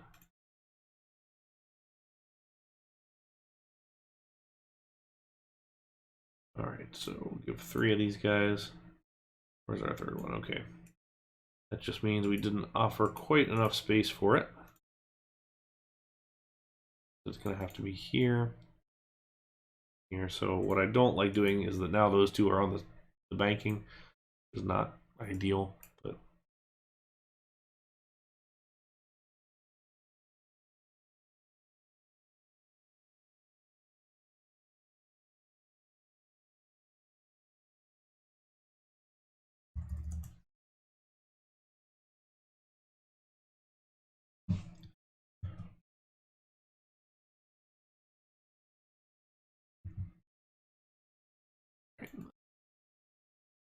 orange stripe on the coaster. Give it the dark purple trains too.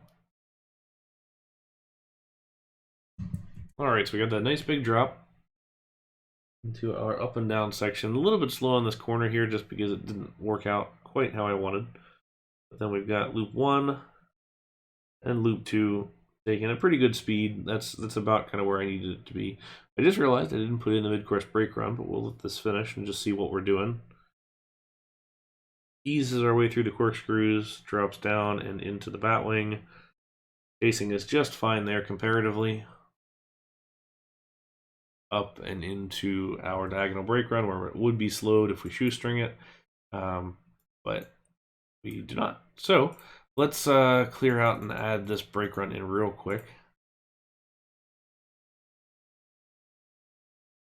And this one, we do actually have the ability to, depending on how this one takes it with the block, we can fudge ourselves a block right here, which, again, I don't like doing, but if it comes down to it, that's what gets it looking correct from an operational standpoint, then that's what you do. I don't think it's a bad thing to do that by any means.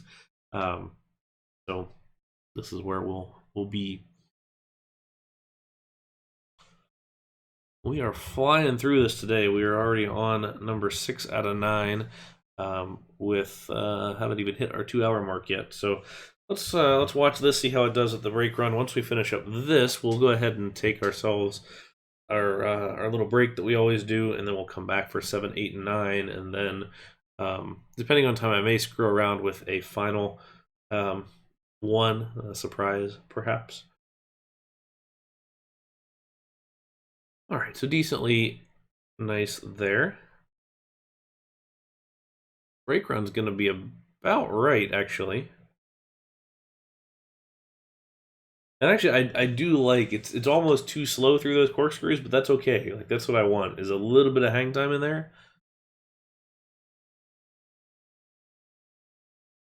And there we are into the brakes, and then we are going to be back through that break, even without the functional diagonal brake run. We will be home safe before train 1 gets to there. So, perfect. Okay, so this is from an operational standpoint. Oh, and thank you, by the way, Corey, for the follow. Welcome into the channel. Hope to see you more.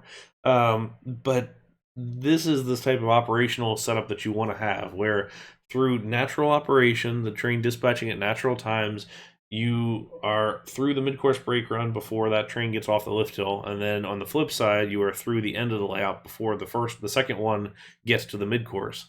So once you can do those couple of things, then your ride is going to run very smoothly throughout. And even if it's delayed, that's okay. That's like a real coaster does anyway, but kind of at that minimum dispatch interval, you shouldn't be stacking trains. So, there we are. There is our Vortex, that is number 6. Let's head over here. All right, clear that one out. So now we've got 7, 8, and 9. We've got one more Aero coaster before we jump over to B&M, who makes their first appearance and only appearance. And then we're going to jump over to Gerstlauer for Smiler, which is probably going to take us the most time today. So we're going to really fudge around with that one because clearance issues are not going to be our friend on that. So we'll lurk on that when we get to it. But like I said, we're going to take our break now, and we are back. Welcome back, welcome back. If you are just joining us for the first time today, this is Andrelczyk Amusement Academy. I am a real-life theme park designer who likes to play RCT and likes to do realistic roller coasters, so I figured why not combine those two.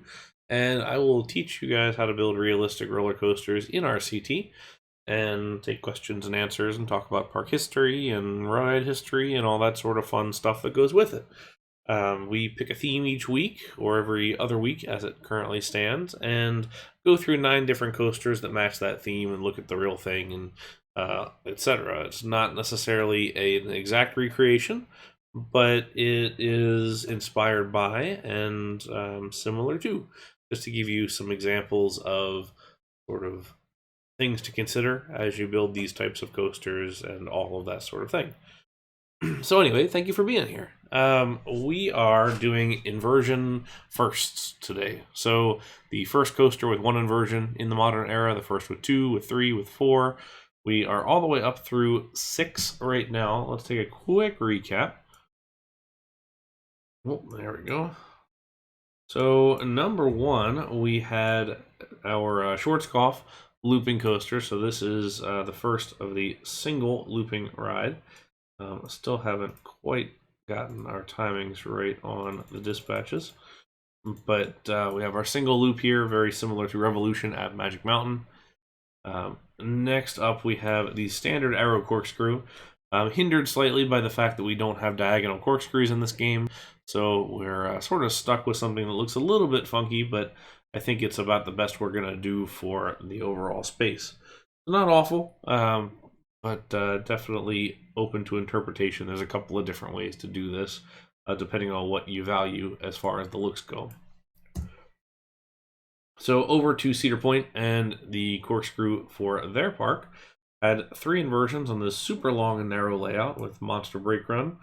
Had our airtime hill of some unpleasantness right off of the drop. Then the loop, a space for a mid-course brake run, though it doesn't currently have one. 2 corkscrews, and we added the helix finale just to kill some of this dead space in between back to the station. So that was 3. Next up was 4, which is Orient Express at Worlds of Fun, which is also no longer there, unfortunately. So we have the interlocking corkscrews here, and the world's first kamikaze curve, which was later renamed to boomerang or batwing, depending on who you ask. This is set up for a diagonal mid-course brake run right where the train's sitting now. We're not going to shoestring that at the moment, so we did add a little bit of a trim brake right here to get this ride or this element looking a little more at speed. We've got a bit of a funky, messed up helix here at the end, and then our brake run. So it does. You gotta love the Pizza Hut building. The Cedar Point kind of mansard roofs were very classic on those. It's got that Pizza Hut reminiscence going on there. It's one of those very nostalgic architecture styles, I would say. I do love my classic Cedar Point architecture. And then here we are at number 5. So this is Vortex, or Viper, sorry, at Darien Lake in New York. Not quite the same. We had to play around with the brake run and the station just to get this to fit a little bit. Again, diagonal corkscrews not available. So we kind of made it our best effort here. This would be a bit of a bear to do custom supports on, just based on this track underneath of it. But you know, it's part of this one. I think if we were doing this in a scenario that we were going to theme, we might move the helix just a little bit and put some of it underground. And then we just finished up with Vortex at Kings Island. The lift hill and the brake run and station aren't quite in the right spot, but everything else is more or less doing the same thing. So we have double loops, double corkscrews, and a batwing. And that got us to 6 inversions. So you can kind of see how all of these added to each other as time went on, especially because all but one so far has been aerodynamics doing the coasters. So we actually are going to stick with that as we go off into the next go around. So in 1988, we are fully into our arms race of looping coasters. And this is the thing, like right now we're going through launch coasters in the 2020s, but back in the late 80s, it was all about the inversions. So Aero put together some truly monstrous looping coasters, and we ended up with the Aero Triplet Mega Loopers. So there were 3 of these. There was one here. This is at Six Flags Great America in Chicago. There was also Great American Scream Machine in Six Flags Great Adventure in New Jersey. And there was Viper at Six Flags Magic Mountain, which was the tallest of the 3 and also more of a custom layout. That is the only one that's still operating. Unfortunately, they have all been lost to time. And now we are here. So this is kind of our big layout here that we're going to look at today.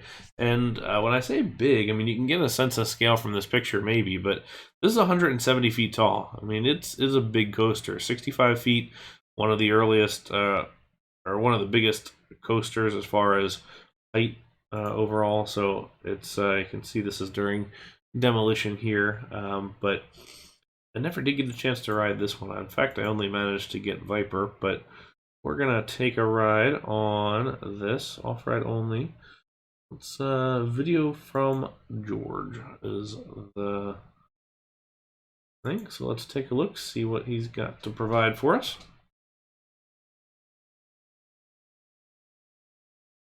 There's that drop out of the station into the curve and the lift hill. Now we're getting pretty used to that. Now the big difference here that you'll notice is that now we're into curving drops. We are so big that we're going to almost go vertical on the drop. That's honestly the thing for me that's most impressive about these coasters is the drop itself. I guess that must be George.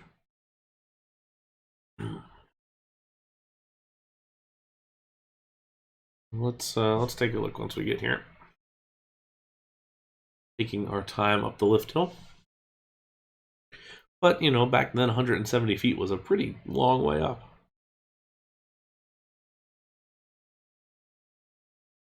All right. So here we are. You can see now our steepness and just how this thing sort of wrenches to the side as we drop down and then kind of level out and finish the drop. Long climb into that first loop. A bit of a break into a curve. Now 2 more loops. 1 and 2. We're going to climb up and into a mid-course brake run here. Then we've got this sort of weird left-to-right bank that's taken a little too slow because of the mid-course into the batwing element.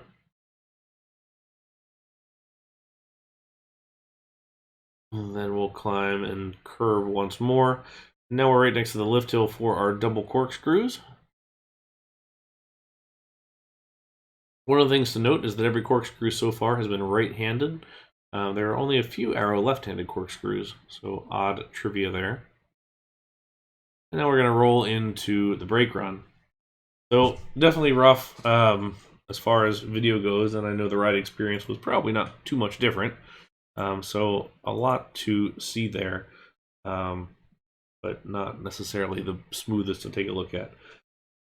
So one thing to note on this, and you can see it pretty well here, is the loop size. So unlike B&M and Intamin and the newer folks that have gigantic loops on rides like this, these are all the same size. That was what Arrow had engineered the loops to be and had a certain entry speed for all those loops. So really what they did is just raise them up and down based on what the overall speed of the ride was. So if needed it to be a little bit fast, if it was a little bit faster coming in, the loop just goes a little higher up.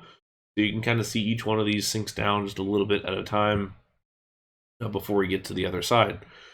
So definitely an interesting way to do it, and but that's how Arrow did their inversions. So really only when we got to Tennessee Tornado, which is one of their last ones, did we really see sort of those first custom inversions for their rides. Until then, it's all very much the same.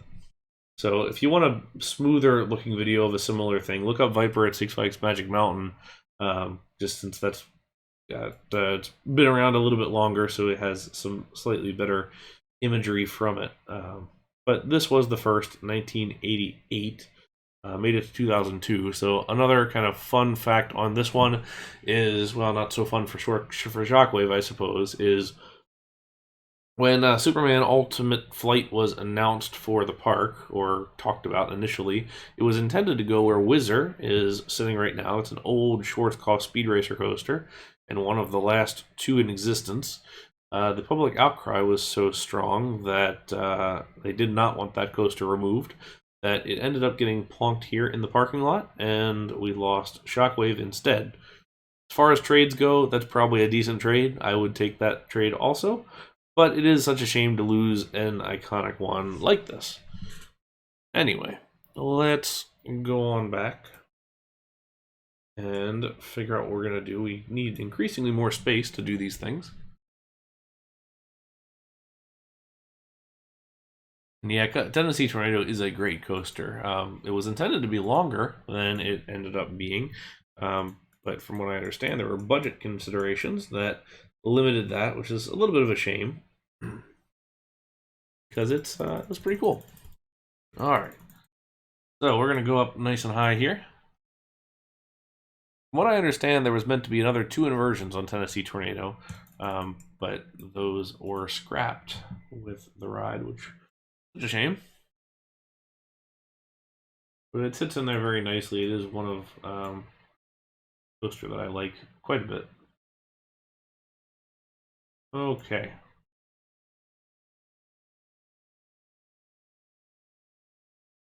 So we're going to twist pretty early on. And then the question ends up being, what do you do here? And this is another one of those perennial questions of how do you do this in RCT and not make it look like trash. And unfortunately, there's not a whole lot of options you can do. This is kind of the option, which is, I understand, not quite where I think we will all want to go with, but it's it's a thing. So we can either do this, or we can kind of go down a little bit further and then do ourselves a nice big banked corner, which maybe we do this instead.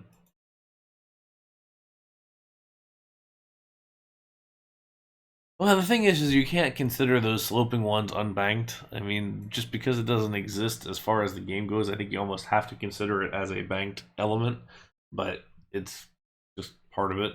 Now, one of the things that I've seen actually just recently on a coaster released on New Element was a different way to do this inversion, which was do a large half loop up into a half loop like this, and then stable clearances across. So this is sort of the way to get up to that element, which definitely really interesting, but also incorrect. If you're going for the what Arrow actually did, it's got to be the same size as all the other ones. So that's why we're stuck with this guy. But let's check and see how he's doing. Let's see if that's the right height or not. So let's give ourselves a station here. A 7-car train. We did not ever get up to 8 cars on these trains. Thank God, because those would have been way too long.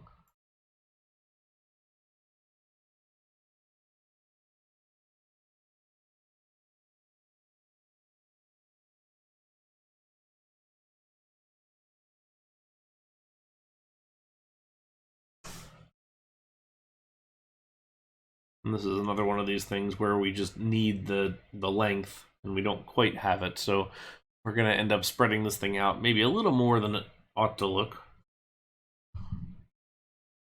We're at 70 feet here, going into the loop, 135 topping here.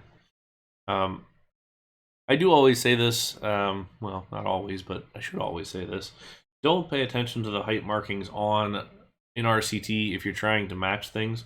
Obviously, Shockwave was 170 feet tall. If we went to 170 feet, this would look way out of scale in the game, so don't use the actual height markers in the game. It's just not quite right. But that's about perfect, though, as far as overall speed goes and overall look. I think we're okay with that.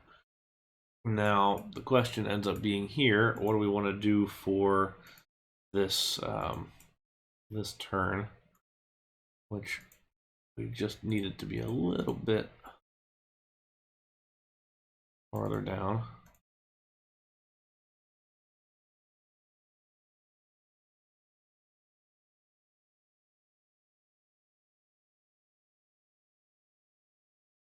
Go this way. Okay, so this was at 70. We'll do the next one at 60.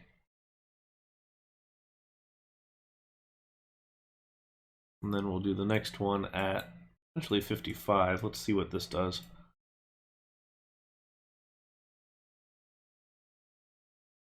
And this should get us to the right shape here. Okay, that about works. Okay. So then we have our batwing that turned into our corkscrews. So the batwing can kind of go either way. It can kind of go out in this direction or this direction. In actuality, it was more diagonal than anything else. So we're gonna go in this direction with this sort of super awkward banked element thing here, which is kind of accurate to the real thing. Well, definitely accurate to the real thing. Not quite my favorite look, but here we are.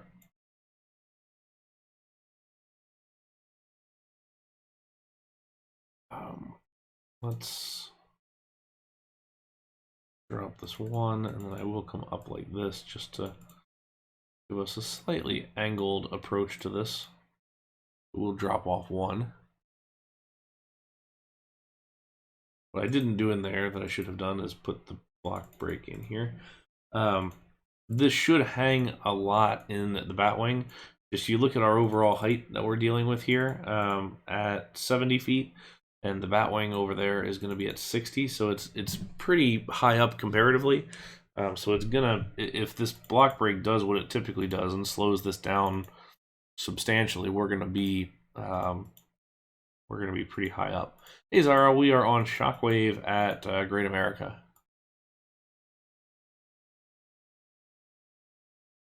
How are you doing today?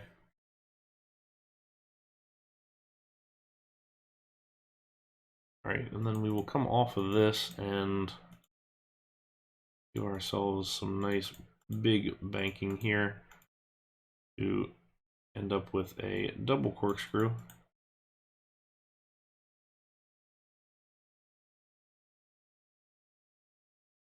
What we'll do here is 1, 2, actually. Nice, that time. Maybe use that. All right. 1, 2, 3, 4, 5, 6, 7, 8. Actually, before we even do that, let's make this slightly tighter. 1, 2, 3, 4, 5, 6, 7, and then we'll do block break. 1, 2, 3, 4, 5, 6. Block break. 1, 2, 3, 4, 5, 6. And a couple more. So super long block breaks just based on kind of what we're doing with this ride. I'm also going to drop this down just a minute here just to get these right on the ground. Well, not right on the ground, but drop it a little bit. Being on the ground ends up looking maybe a little bit too quick. Okay.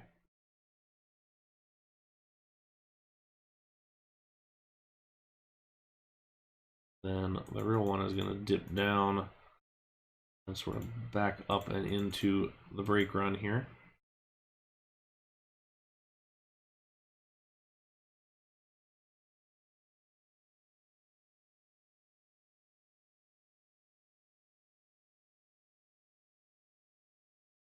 And again, we're going to delete this whole thing and make it taller so it lines up. 1, 2, 3, 4, 5, 6, 7.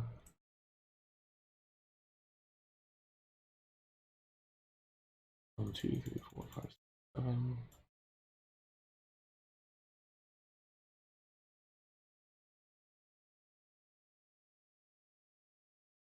Okay.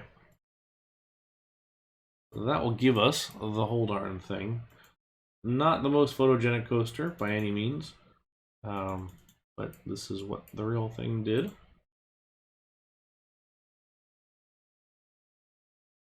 Keep that lift till at 4 miles per hour. That sounds about right.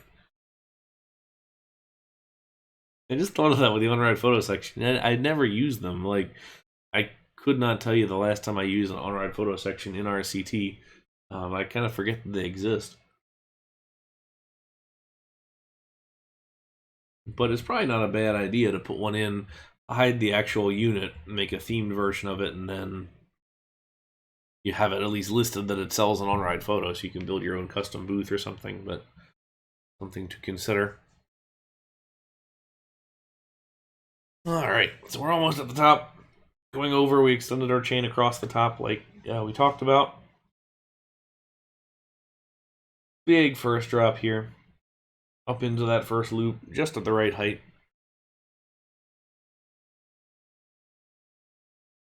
2 and 3. There we go. Almost stops completely. Then we have our weird banking here into the boomerang element, which that first bit was taking a little bit slow, which is good. These corkscrews are too fast. I'm not going to put a trim brake in there, but you might consider it just to get it a little bit slower.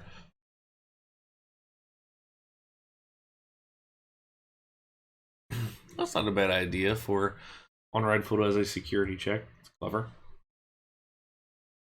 Okay, so that is 8 inversions, or 7 inversions. And we are off to 8 next, but unfortunately this is where we say goodbye to Arrow. Arrow maxed out at 7. And then the arms race for inversions kind of went away for a little while. Until we got to 1995, when we saw our first 8 inversion coaster. So this is Dragon Con, and this is B&M entering onto the scene. Dragon Con's at Port Aventura.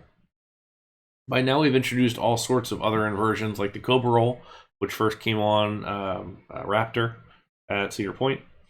Have the Immelman and Dive Loop, which is more or less like the Arrow Sidewinder and Reverse Sidewinder, just a bit smoother entry and exit. We have the Zero G Roll, which you can see there on the right-hand side, and of course the corkscrews and the loops, which we've had all along. This is a gorgeous layout. I love how the whole thing on this interacts with each other. And I'm slightly frustrated because we won't be able to quite do that in the game, solely because there's so much stuff in here at a diagonal that it just doesn't work super well. The idea with this one is it kind of follows the sort of formulaic approach of a 1990s B&M, but adds an extra loop after the mid-course brake run. So we've got our lift hill, a drop, loop, a dive loop, a zero G roll, a Cobra Roll, which is 2, then our mid-course brake run, then another loop, and 2 corkscrews before heading back into the brake run. Recently got a repaint. Looks very nice. I love the way that the brake run cuts right through the middle of the Cobra Roll.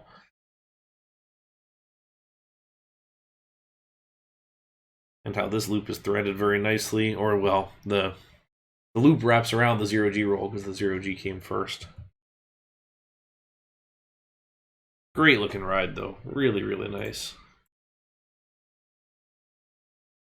We'll look at the aerial there in a minute, but let's first take a ride on the Beast.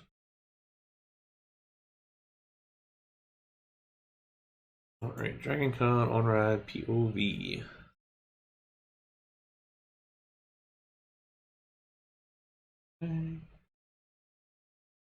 Ads.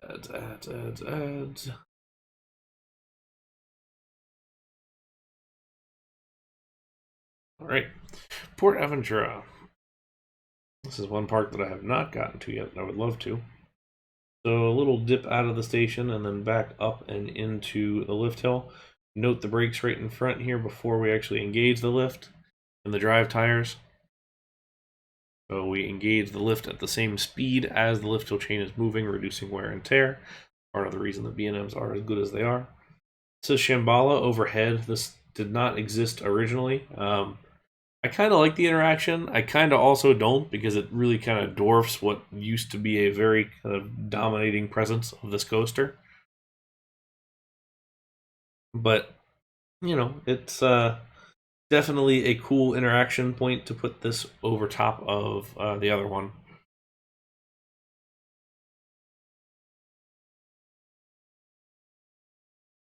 All right, so we're back to the straight drops. Flat corner here into our nice big drop here. Big loop. Sizing is no longer an issue with these. Nice size dive loop here. Turning diagonally to our zero G roll and then into our Cobra roll.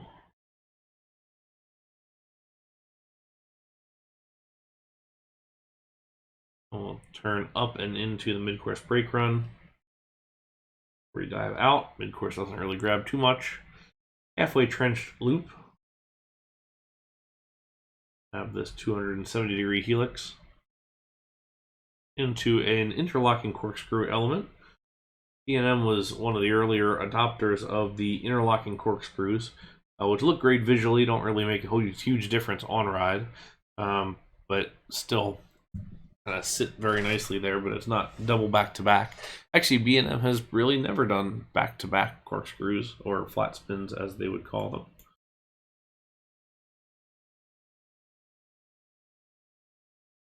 All right, so let's look at this one too from a map standpoint.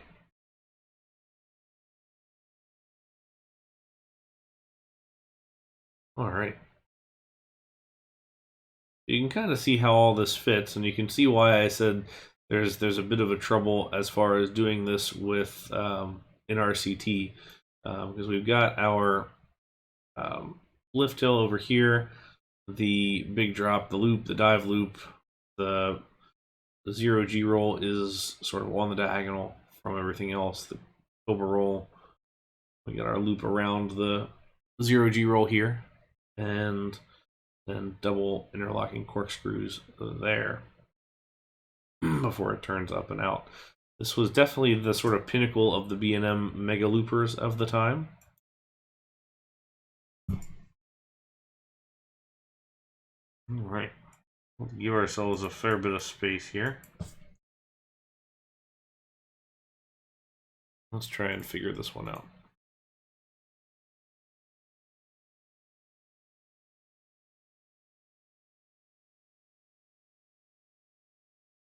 Give ourselves a little bit of space up above. If it's too much, we can always lower the whole thing.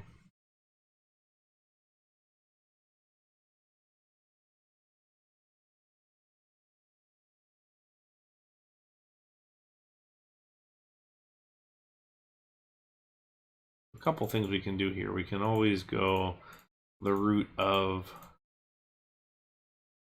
this. The problem is that's really tall, and we can't be taller than the loop. Like, we just can't. That's not a good way to be. But we can do this sort of thing.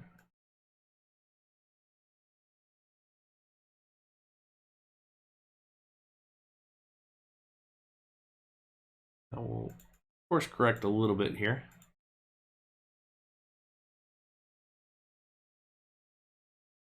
Go up to our 0G roll. I think there's a common misconception about how tall these guys need to be. You really don't want them super tall. You want them to be quick, but not super high up compared to other things. Because it's meant to be an airtime hill that produces 0 Gs that happens to be rolled around itself to make that fit. Okay, I'm gonna put a loop on here.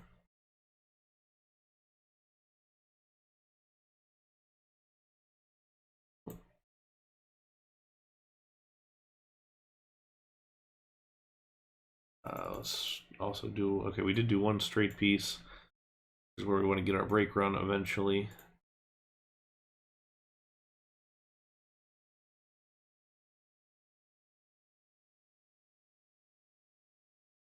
Okay.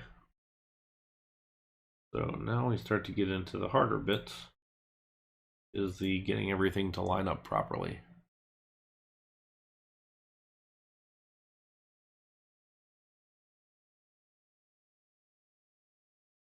And so one of the ways that we're going to do that is diagonal brake run.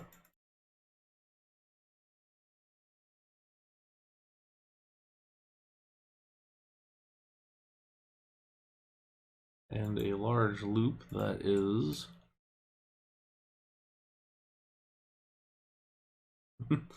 almost by the end of the stream you should be there.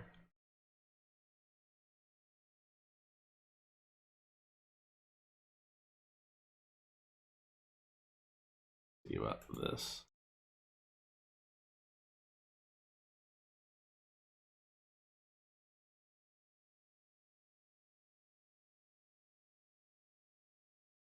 I don't know. Choose wisely. Whatever you call it is what gets uploaded. You know, barring anything egregious. All right, so 70 isn't going to cut it, I don't think. We could always do quarter loop here. We're just slightly off center here. And the problem is we are off center in relation to here.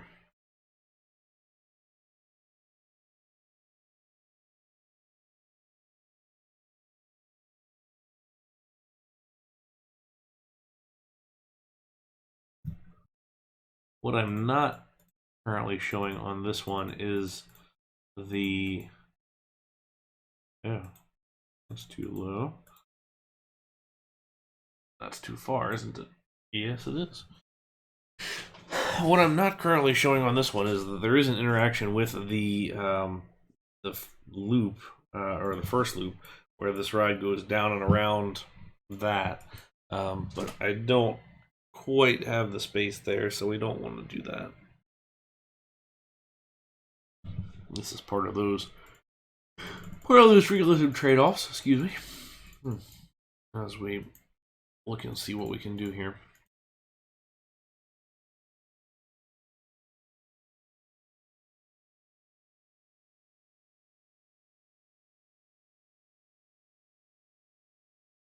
Give that.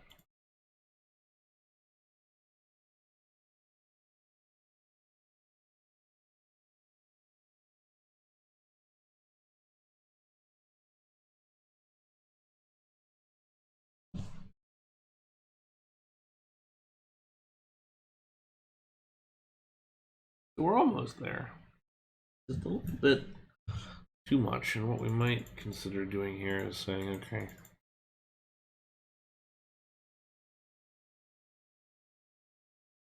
look at this.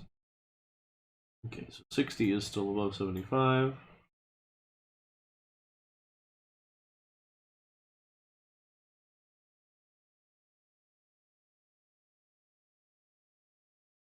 We're just off once again.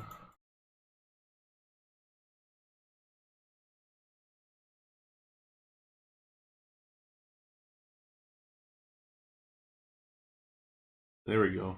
That sort of kind of fits.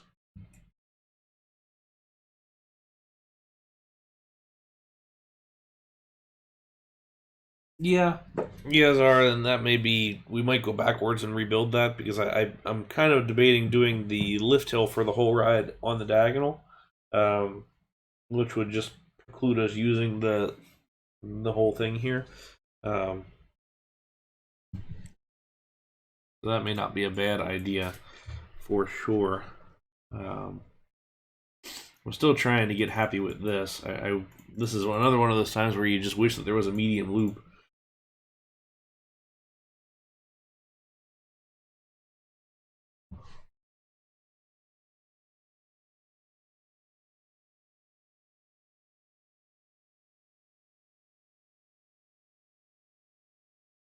That's going to be too much.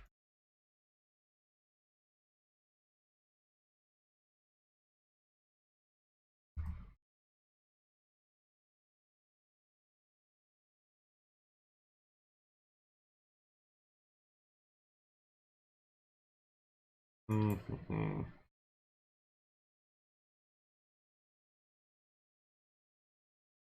Well, the other option here could be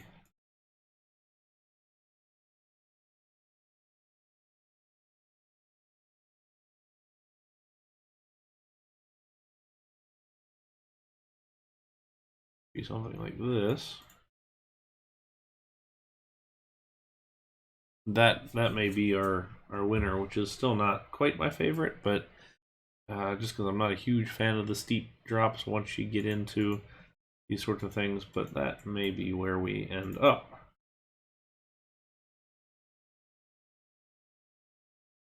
Okay.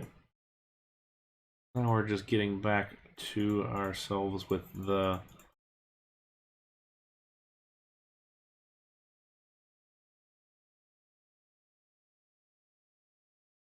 so we will screw around there and a little bit with the overall the height of everything.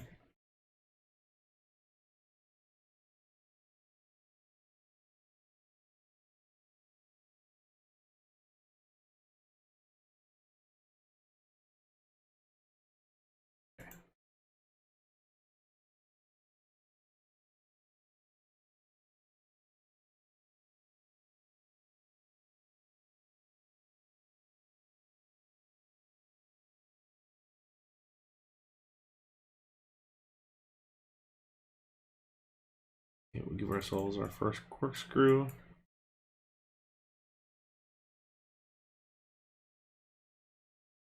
And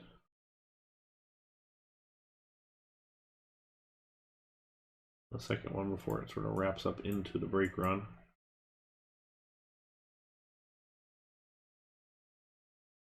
It'd stand to be a little bit closer potentially, but let's take a look and see where we end up.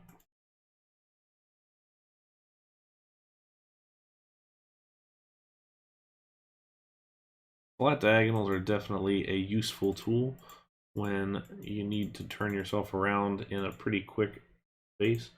I don't think they look that bad, and they're a good option for smooth cornering when you need it.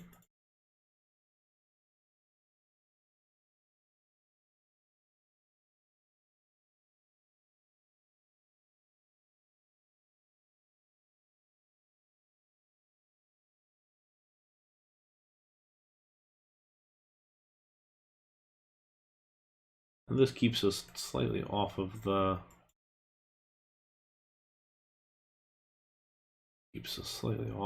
whole complex here.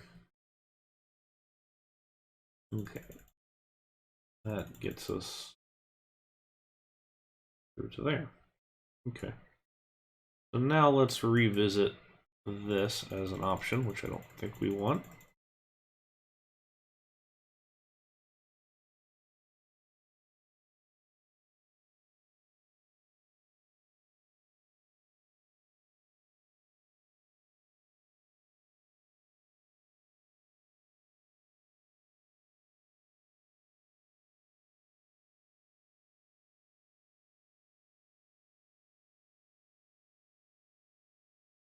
Yeah, we've if you've seen one of the previous streams, we did do a smiler. It came out okay. It was definitely a challenge, but it came out reasonably well, I would say. Good luck with smiler, you're gonna need it. That's what we're gonna go with. Then we will go with that. Good luck with smiler. You are gonna. No, we can't even go that long. We're just gonna say good luck with smiler.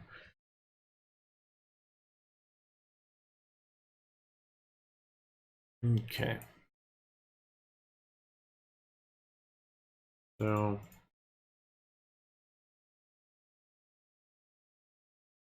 we may just do this where it's not a full course correction, but it's still enough that it reads a little better.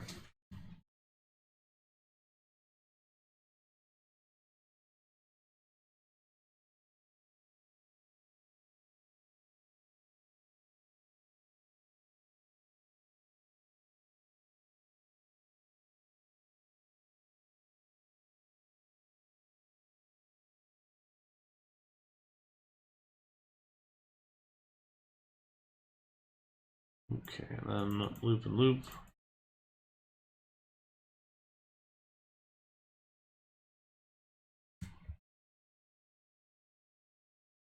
Now we run into the issue that we had at the very beginning, which is what the heck happens with the lift hill.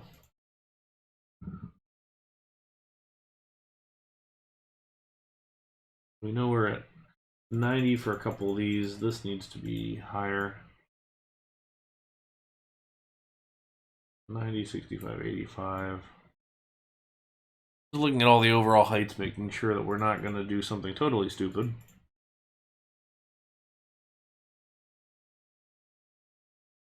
But we know we need a fair bit of space on top. Let's do a diagonal lift hill. Question being, how far do we want to do it? Not quite like that. Challenge though is if we decide to do it as a vertical, or not a vertical, but a steep lift hill, we run out of space very quickly. So it's a bit of a conundrum, as we say.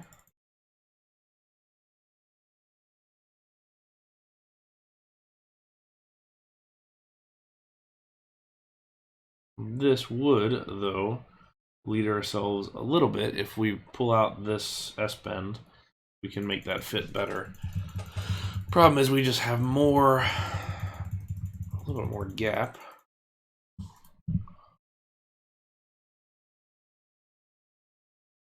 Here on. Okay, let's roll this the other direction. Again, gratuitous straight section is totally fine. To get as close as we need to get with it is one off, which is fine. We can go that route. We could have gone the other direction and actually push this a little bit, because this whole thing needs to slide in that direction.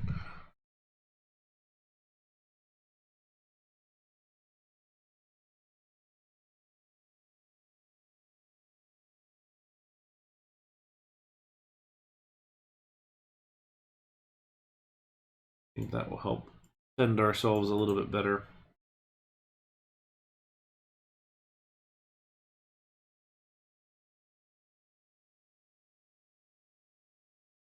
Sure, we're level with everything.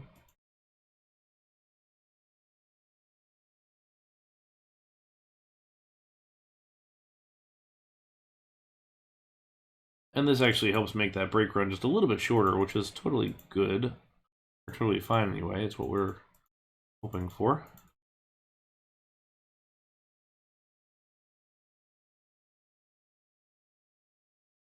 Okay.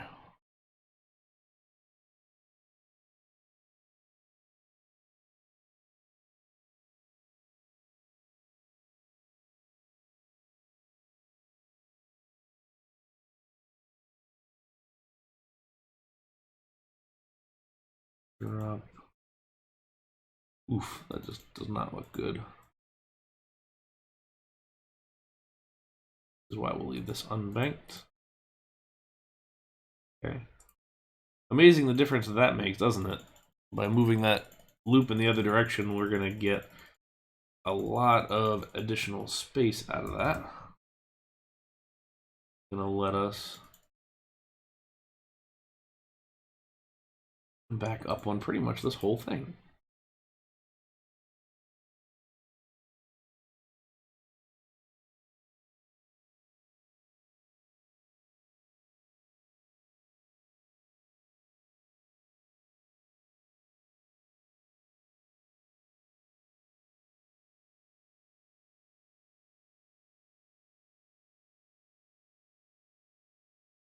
One.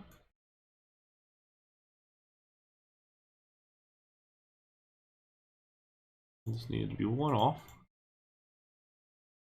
Is.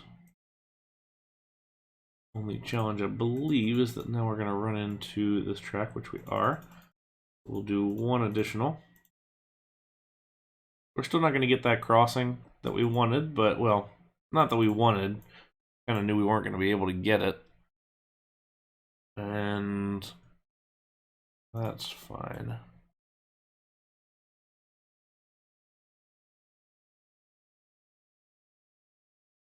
It does not bother me one bit that we don't get to that point. Mostly I'm hoping our pacing is going to be halfway decent.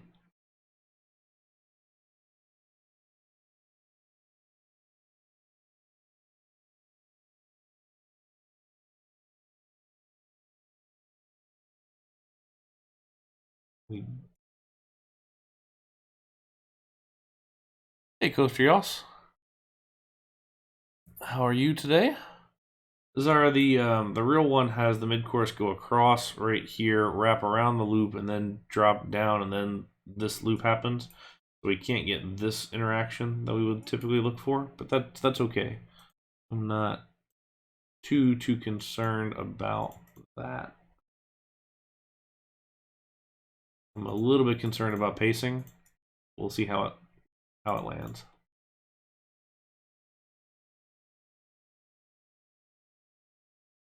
And then we still have our station conundrum here as we get into things, which maybe not too bad.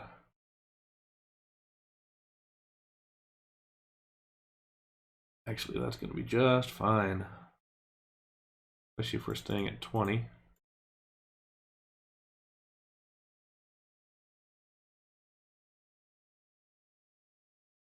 Our block right here.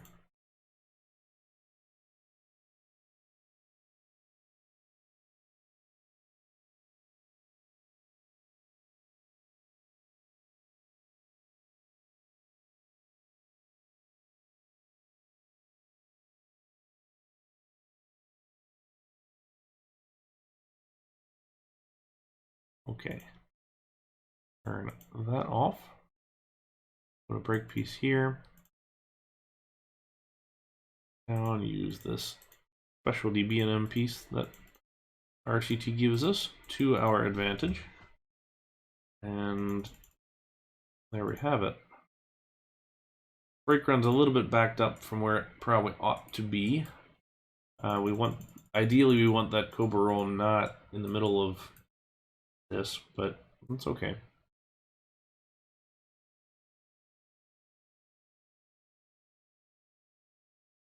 What we can do for that is kind of minimal, but we can get rid of one straight section here.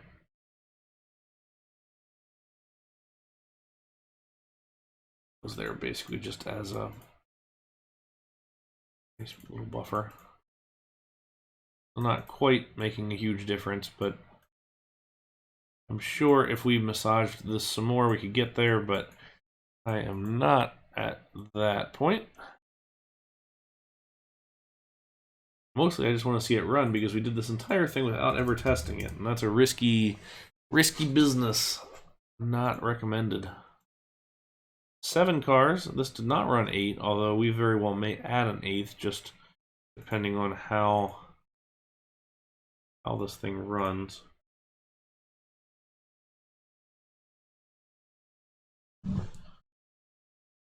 Let's have a look.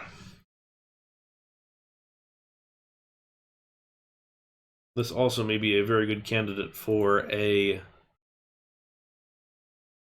friction adjustment.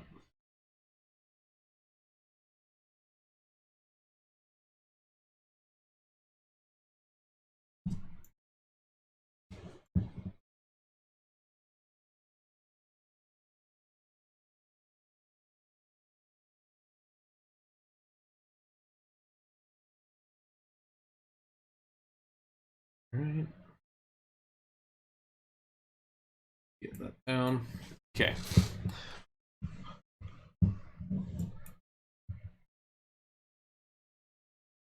All right. Got our first loop there. Into the dive loop, already looking a little bit not great as far as speed goes. Overall is gonna be rough. But let's see how the rest of this looks. A little slow through the mid-course brakes too.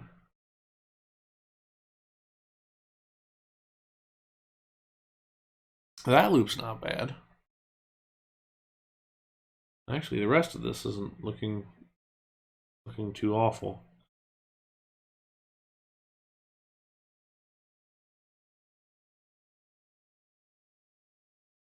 Really, it's just the first half that's having a trouble.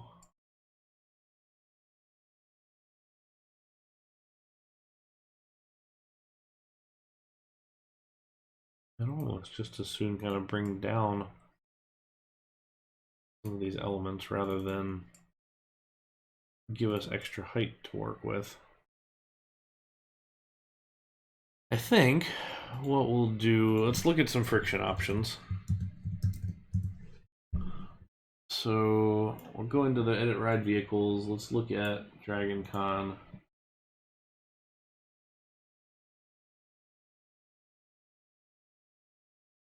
See. So the trains here are 650 throughout. Okay. Let's see what happens if we change this one up. So number 8 is 15. So we'll do ride, set mass, 015, and let's give this one 900 to give it a start. This means our second half is probably going to be a little bit fast, which is what we would use the mid-course brakes for. Again, shoestringed, which we are not doing at the moment, but nonetheless something we could do, maybe should do.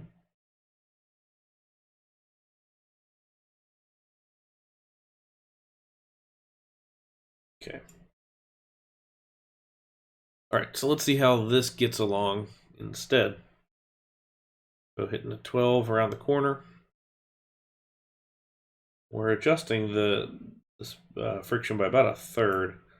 So we should be seeing better pacing, which I think I already am. It can be a little bit slow through here, I just don't want it to crawl, which it kind of sort of still is. Not awful though. Not awful at all.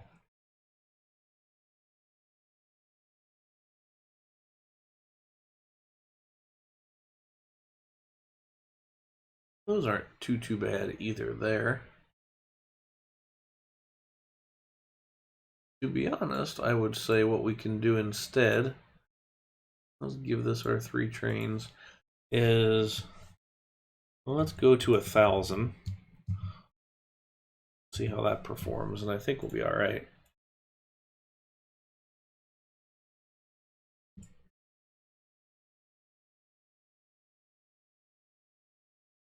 These have like a purple train, a green train, I think an orange train.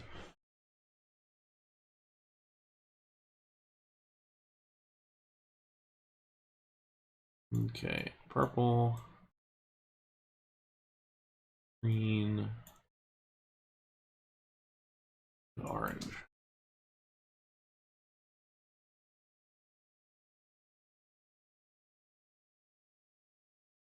That 8th vehicle would indeed help this a little bit, but we're not going that direction yet.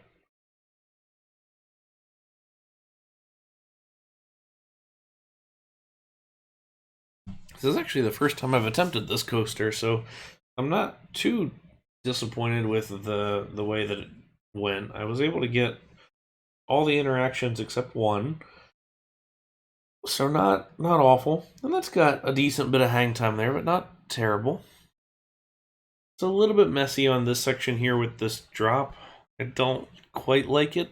I wish we had a diving 90-degree plus 45, I guess, but on the whole, not awful. Which is pretty much what we strive for here, is just not awful. So, there we go. All right, go back to our center point here and clear this one out. All right, so we are 2 hours and 46 in, so we're still running a little early, which is good. And we are going to look at the very last one, which is Smiler. So, a couple things. So we skipped the first to 10 inversions and the first to 11 inversions, mostly because we've done those in stream probably at least 3 times now, maybe more. There was no 9 inversion coaster, or there has not been a 9 inversion coaster. As far as 10 inversions go, the first one was Colossus at Thorpe Park in the UK, and that layout has been cloned a number of times, and it's pretty uninspired, we should say.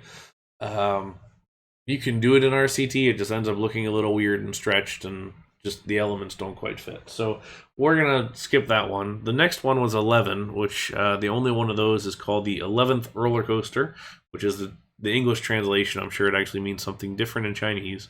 But it's at Xingdong, our great cultural village in China. It's basically the Colossus layout, just with an extra loop. So not a huge difference. Now, there has not been a 12 inversion coaster before, although Intamin did advertise one. They advertised a version of Colossus that had both a launch and a lift hill, with a Norwegian loop in the front of the loop. So basically, you had your launcher lift into a diving corner, a Norwegian loop, which is sort of the half or the dive loop followed by an Immelman, and then the same standard layout as Colossus. So that was offered, but no one ever sprung for that. So while we do have a number of 10 inversion coasters out there, we do not have a 12. Nor do we have a 13. We're going to skip all the way up to 14. And 14 is Smiler here in the UK. So this ride does it all without having any loops, which is kind of cool and interesting. We're not going to recreate this. We're going to go for something very similar, and I'm going to play it in the same way that I did it before. If you were here 3 or 4 streams ago, we did this already, and it turned out okay, but we're going to try to do it again and maybe a little bit better, but we'll see what we can do. So it's a pretty cool, compact layout. It's got 2 lift hills on the thing, 1 vertical lift hill and 1 incline lift hill.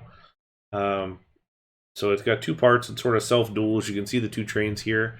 And yes, this is the one that did have an accident. It was an operator error where maintenance overrode the control system and did cause some pretty substantial injuries, which the press did take in the UK and blow somewhat out of proportion as far as safety of rides goes. On the whole, rides are very safe. But did some pretty good damage to Alton Towers and their attendance levels, so they're still in the process of recovering from it. It definitely killed some future projects that could have happened, but safety is still the big thing, and it shows what happens if it is ignored. But nonetheless, this coaster is still in operation. It is still doing its thing. So let's take a look at the POV. We will go back to our friend the coaster horse for this one.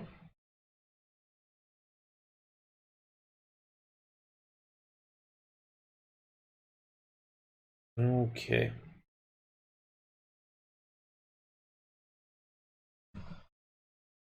So let's take a ride. So we're going to start out with a drop right out of the station and into a roll. So there's 1.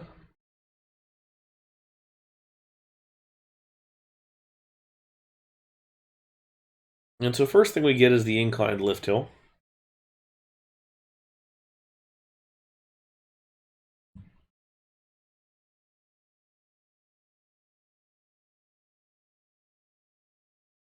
Ursula makes some pretty cool coasters. I do think they have some nice stuff.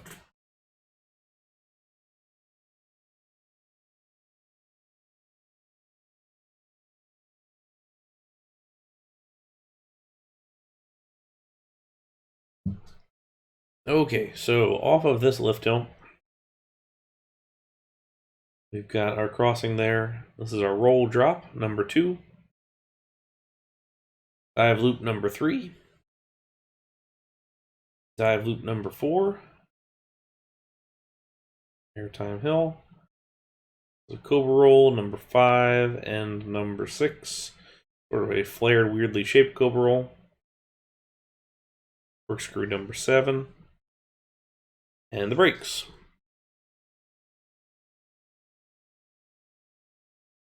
So the next up is our vertical lift hill. This is a Gerstlauer special. Something that they've done more than any other manufacturer.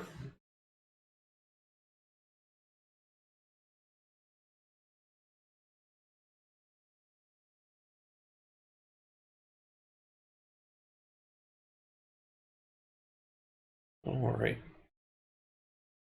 So headed up, now synced up with the other ride coming along. We're going to now pass in the other direction.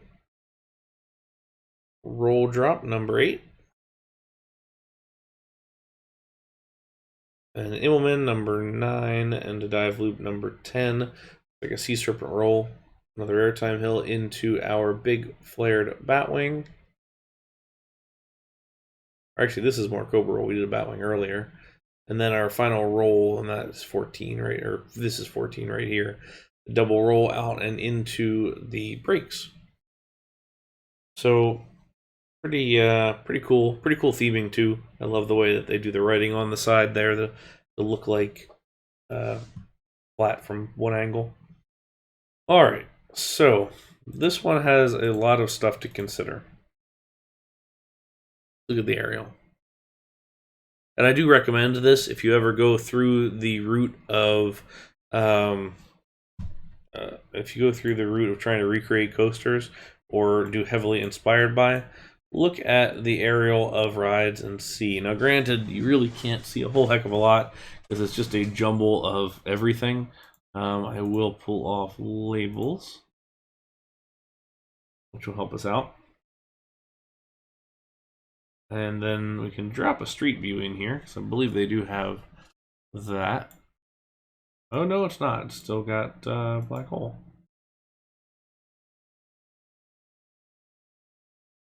This is the difficulty too of street view if you are looking for something in particular. Sometimes this is all you get, but see if there's any other ones.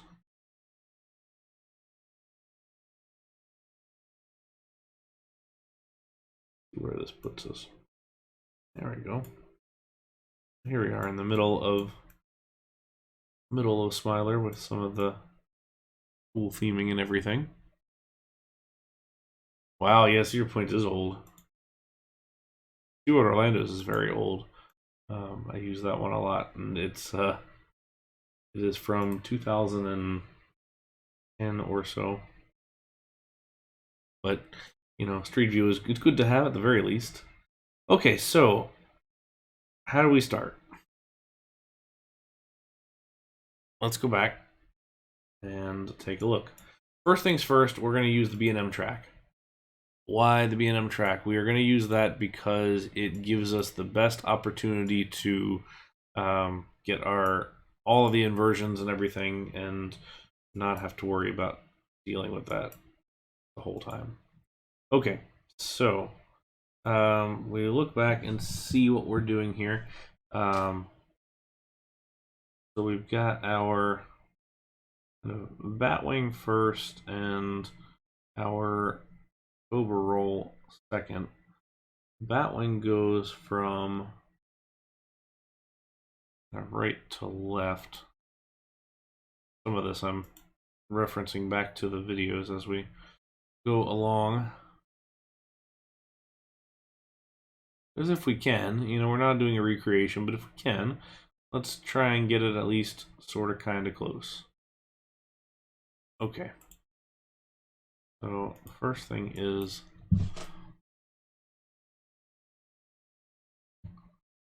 batwing, which is partway up. And this whole thing is built on a hill. It's built on a hillside. It's cut into the hillside a little bit, so it's got some space for all that.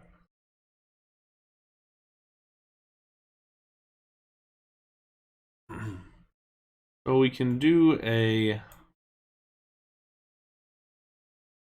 almost feel like we want to start level and then go up if we need to. Do the quarter loops. Keep it low.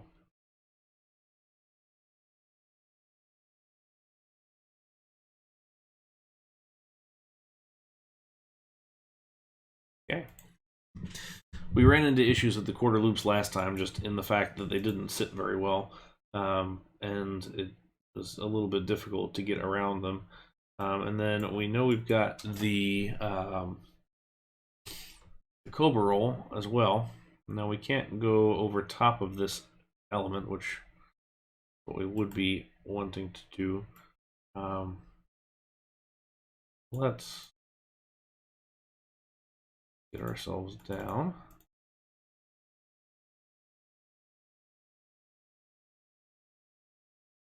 Okay, and then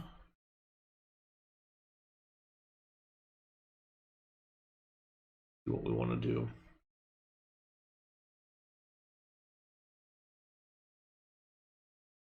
I think in this instance we're going to be okay with a 4 across overall. I don't think we want to go for the 6. It's got to be even. I know that much. Okay, I like 15 down just because it gives us a nice couple of spaces to avoid the 0 right here.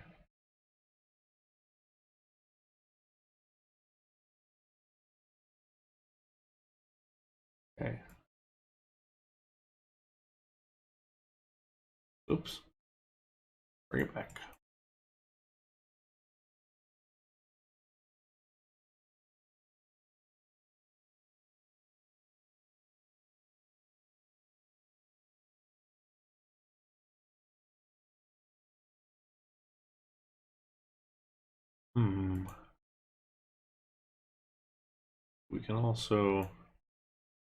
We can potentially tilt this outwards.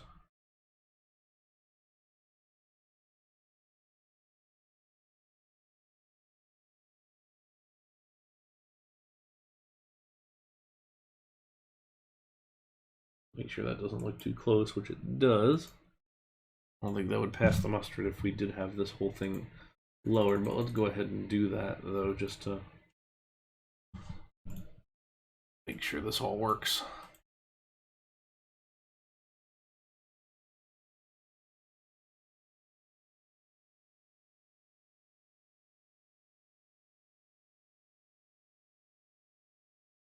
We do need to go to 20.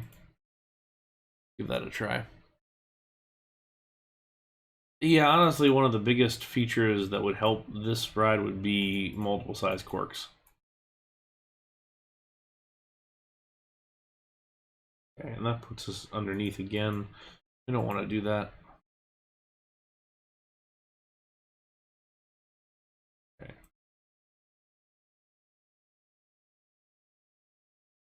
This will let us clear. Let's see if we can go one higher and clear.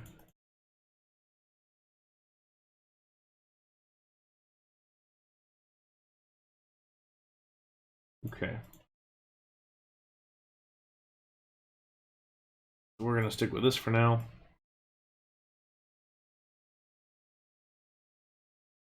Get that squared away.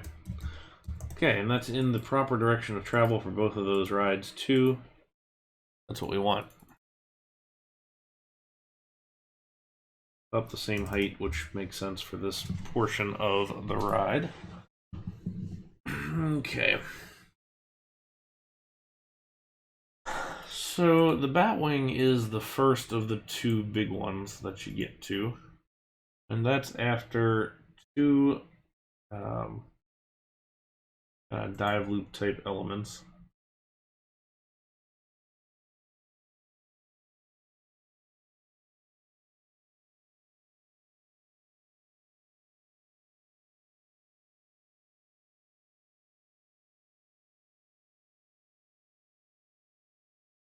I think we want to keep things up a little bit on this side just to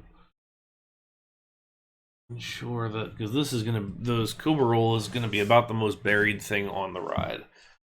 And we do know that we want this to come up.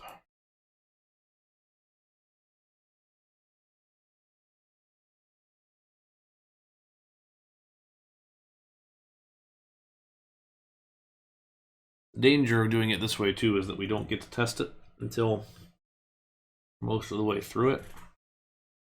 So not the ideal situation. Okay. Let's have a look at what we're dealing with.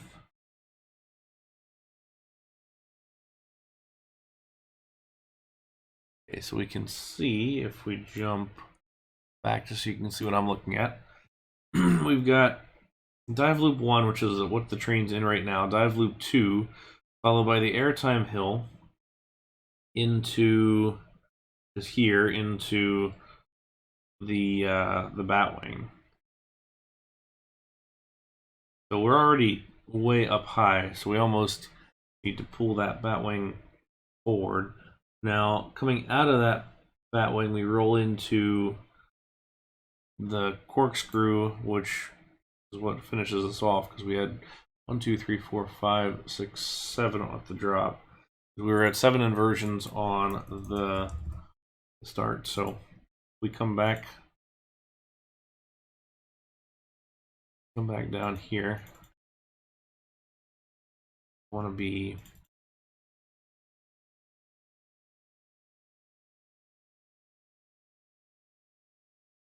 doing a corkscrew right here.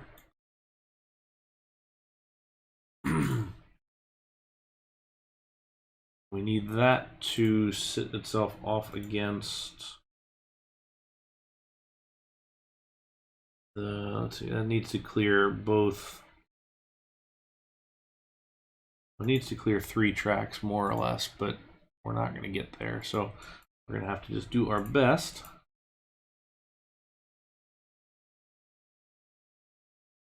As far as this goes.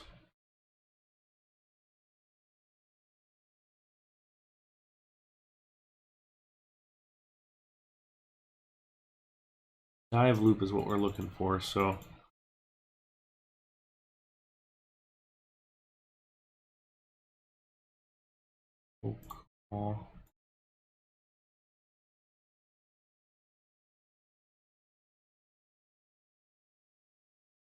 I usually go for the quarter loops to enjoy their just how much smaller you can make them, but can't do that here because we need to have the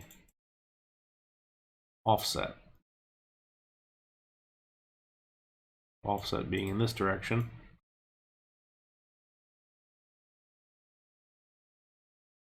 With the barrel roll.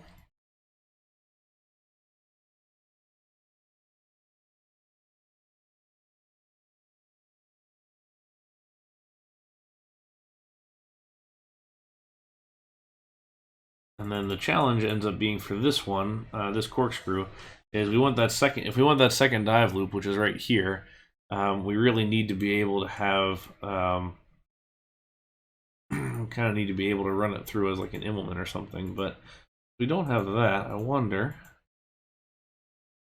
This is at 90 feet on this side.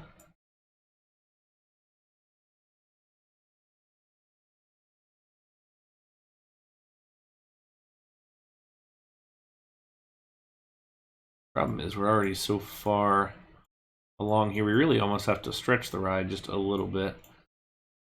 See how far we've got to stretch it. If I wanted to do a quarter loop right here, I'm into here, so I got to get another, say, 3 or 4, maybe 5.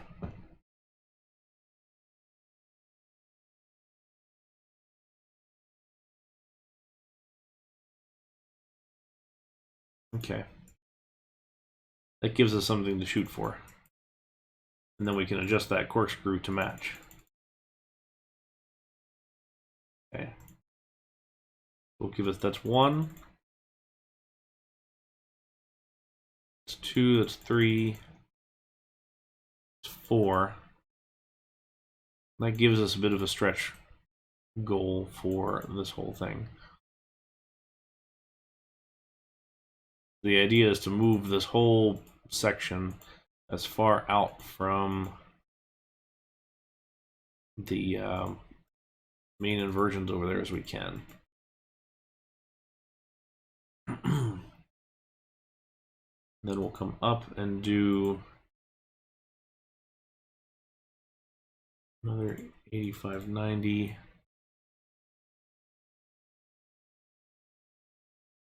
We are still into it, aren't we? Oh, shoot.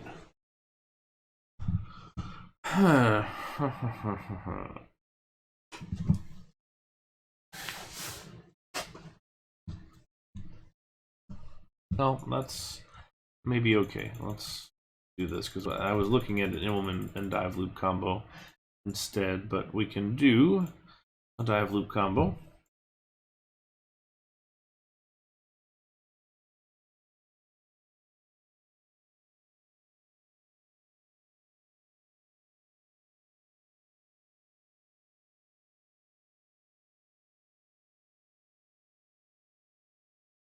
I did this in the Parkitect game when that first came out, and it was much better, much easier. And I mean, you can certainly do it in Planet Coaster easily as well, but so it goes here that it is not quite the ease of operation that you might like to see.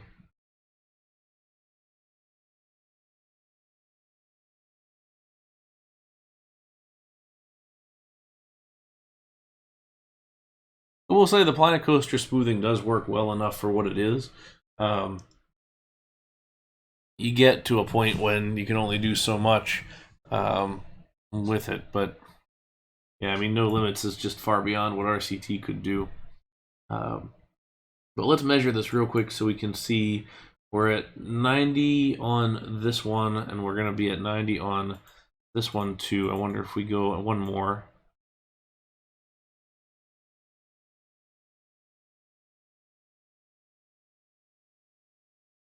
Okay.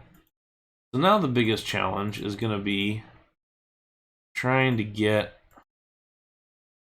this one, this corkscrew, to not be in the way.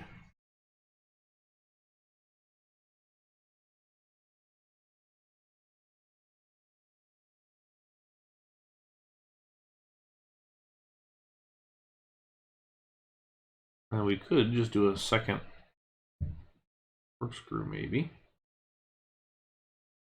We could also introduce some curves here, which interestingly enough, the real one just doesn't use curves. I mean, there's just so many inversions that it really just kind of does its own thing with that you really just don't even use it. Okay. And then I think we want to go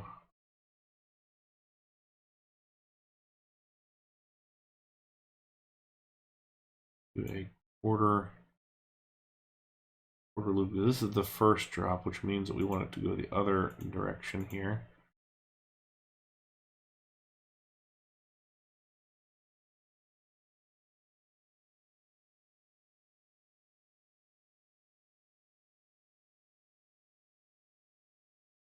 Okay. That's kind of sort of what we want it to do. Problem is we're not even close to where we need to be as far as the overall elements are concerned.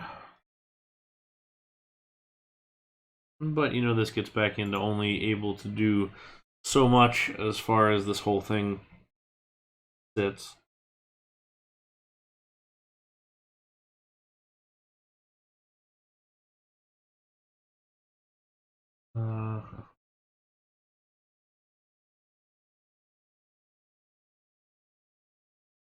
Let's see what we're doing off of this lift hill.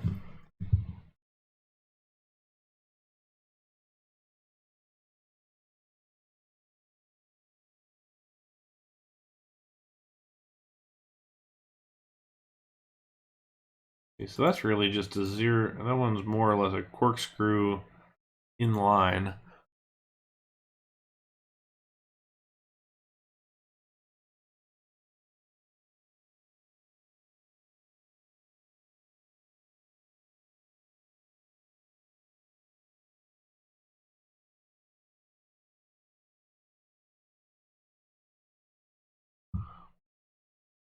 That puts us at 90. Do a roll. I don't really want to do a roll.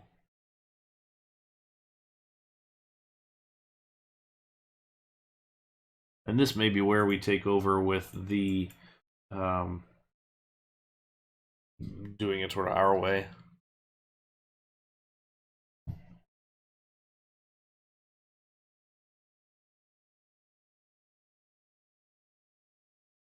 Some of these things are just going to be in the way.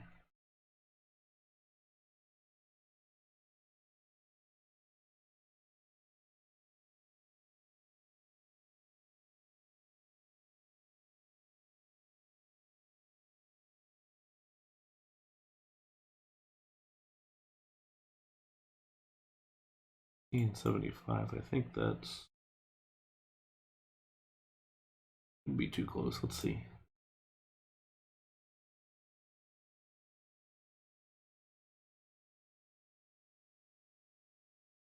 Okay, that actually fits. Bring that up a little bit. Now it's more in line with everything else, so we cannot bring that up. Shoot.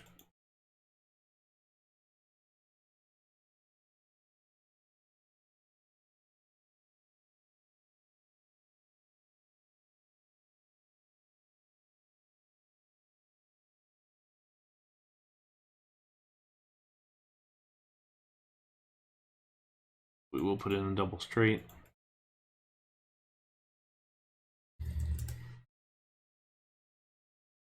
That gets us slightly out of where we need to be as far as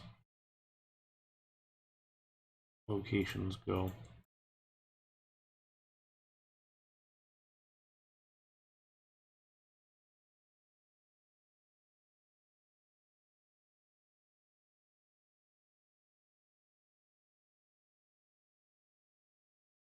Corkscrew, and then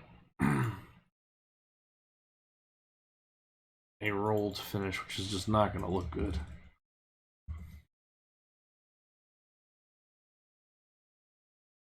Not at all.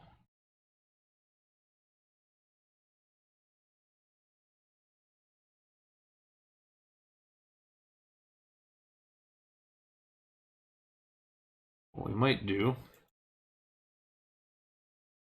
is take a corkscrew here,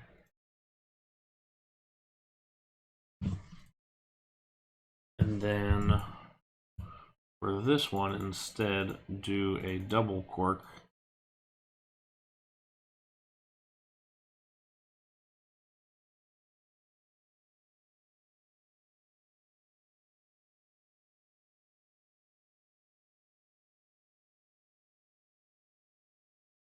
And put the lift over on this side.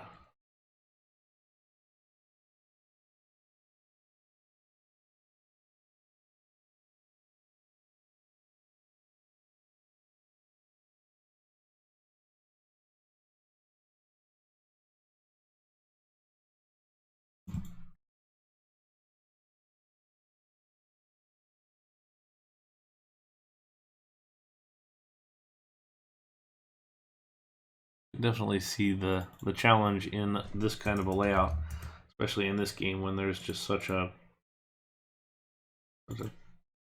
unavailable option for it. I mean, everything's just so tight already, and trying to do it without clearances is a whole different ball game.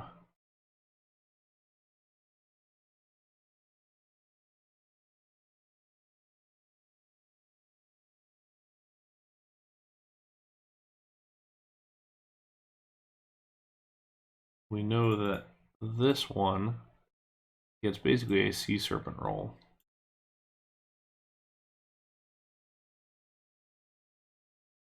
We can fit in pretty easily.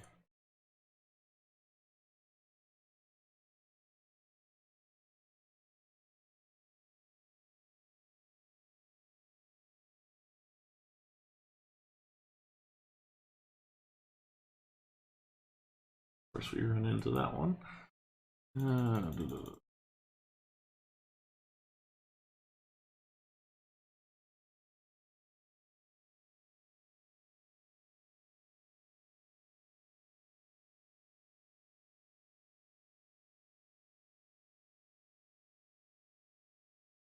It'll become a thing at the end where it's really just trying to get the thing that's least likely to hit the other thing.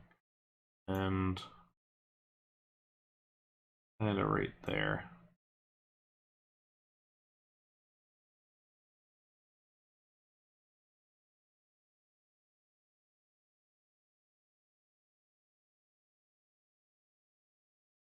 You know, this one's got to go 1, 2, 3, 4, right where this one is.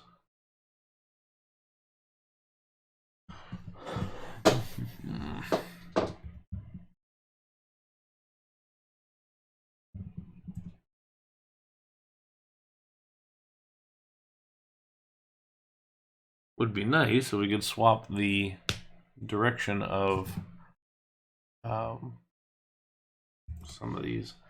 Yeah, we don't know if it'll make it around the layout. I'm relatively certain it will at this point, just because of let me see a little better.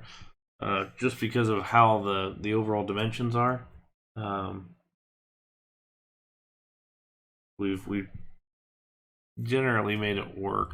What I will go ahead and do just to help us out is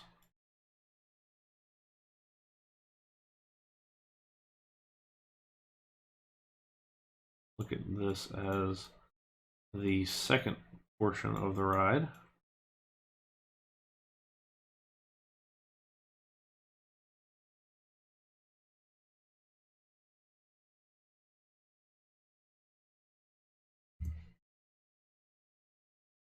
And then the black is the first portion.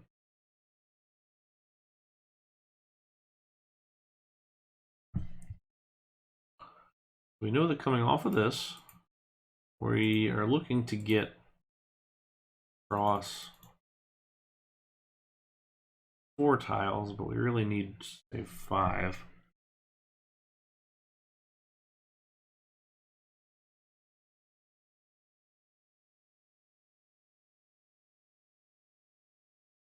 Unfortunately, we can't necessarily shift the whole thing over.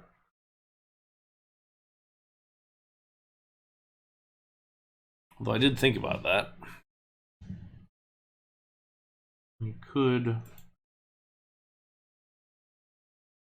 potentially do that.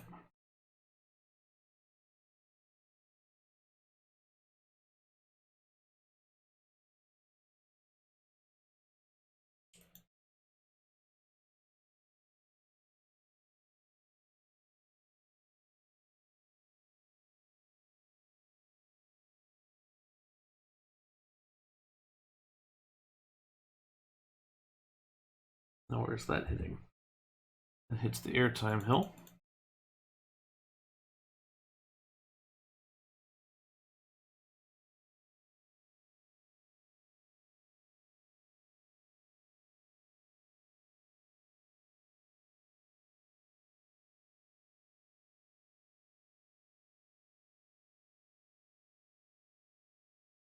What this is hitting is this one, I believe. Yes, that's true.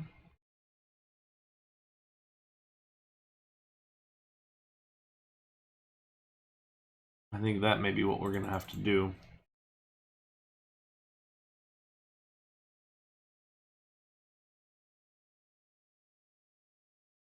And then we'll give break, break, break, block, break.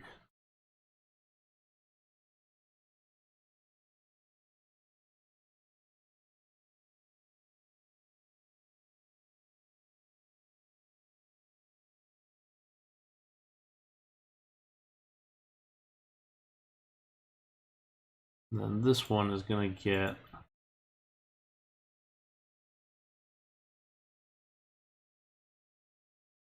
we slide it back one, we may be okay.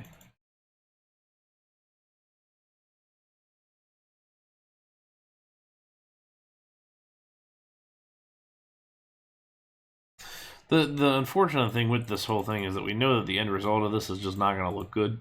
For one, there's definitely a certain amount of quality design in the game that you really want to try and achieve to some level, but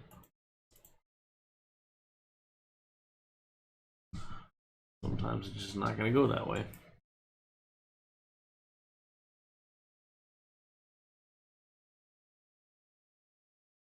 I think in this case, I'm actually kind of okay with that, but let's give it one more shot to see if we can do it without clearances. Okay.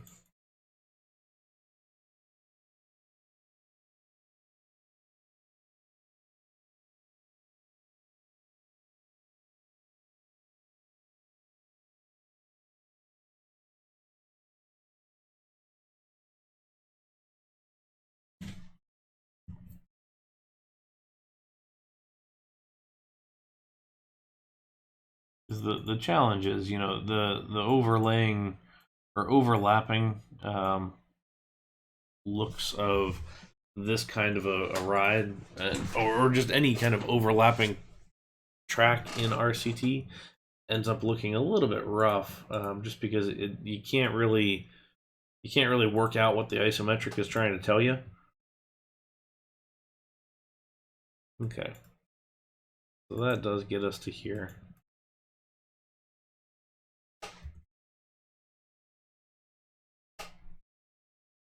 Okay, so there we are for that one. Here's our entrance to the first half, and then here's our entrance to the second half.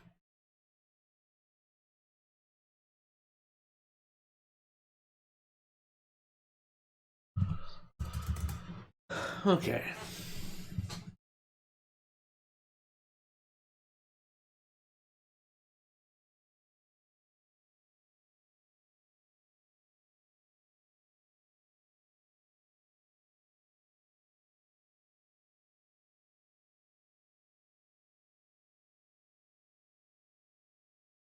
How does that run into the... Oh, it is that lower portion. Well, shoot. Takes away what I wanted to do there, but cross that bridge when we get to it.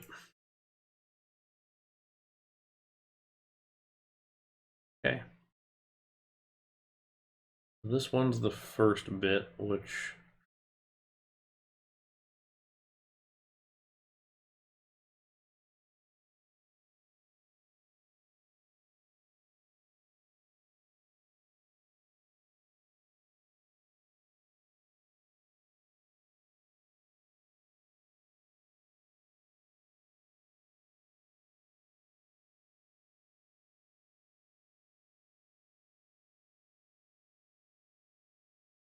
couple sections of straight track there is fine.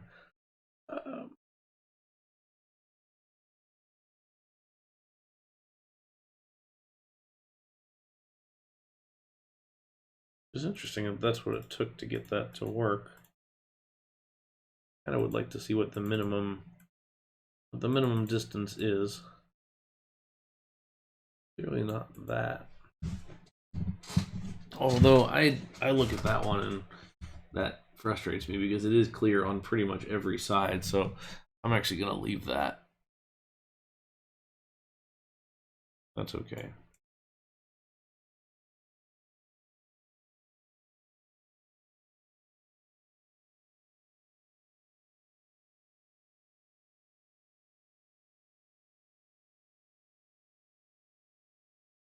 The problem now is that the second half start is literally right next to the first half, and the lift hill is way far back.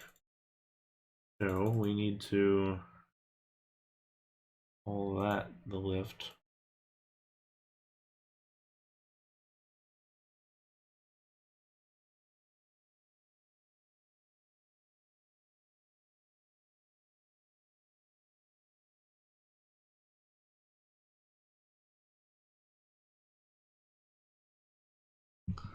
Okay, that's way too big. Yikes. Also way too big.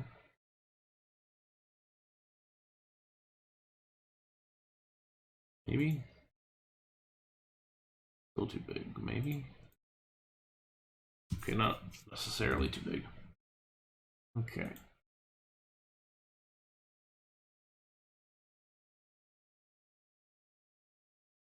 It's funny because the biggest hang up here is really just this roll. Like if I take out this roll, the whole thing gets a lot simpler.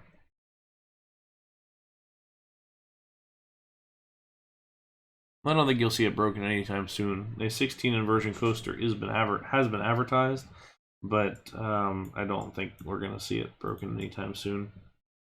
Just not something the parks are going for these days. The Alton Towers thing was interesting, and I think everybody said, "Oh, that's interesting, that's cool," but I don't really think anybody cared super much as far as the overall just the theme parks go. If only I could put in one section of straight track upside down in a corkscrew and stretch it to 5. That would solve things immensely.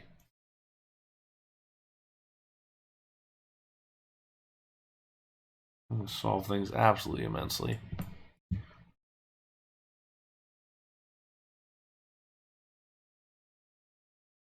Once again, we remain right here that if the S-bend didn't look terrible, then we'd be fine.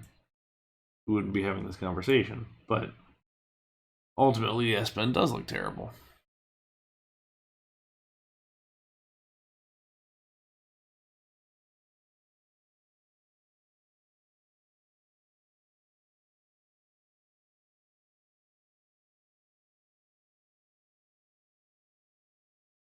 Which once again brings us back to the start of our thing here. Of course, let me get, please let this work. Okay, we might have a solution here. So if we go with the 2,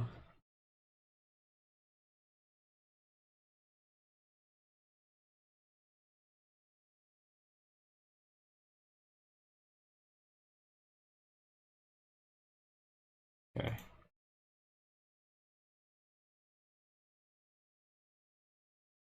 We're going to shift around the inversion order somewhat.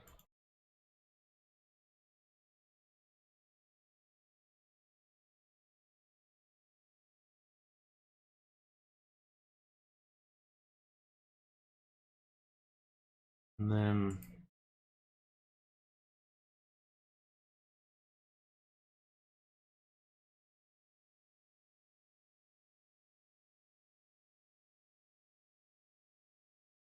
problem is we won't get the interaction on the drop, which probably okay.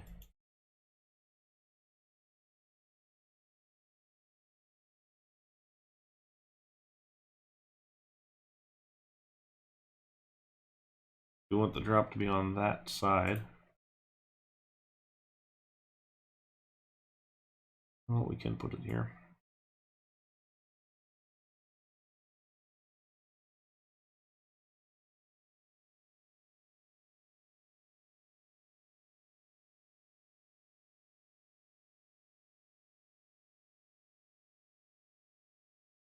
These are the long ones. These are the ones that you just kind of look at and you go, all right, how long is this going to take? When can it be done? We will not be doing our bonus one today because this has taken so long, but I will do that at a later date.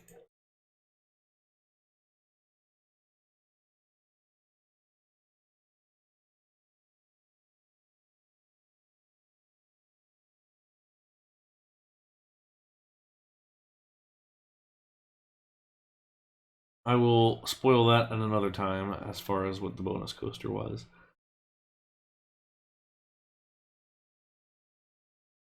How do we want to deal with this?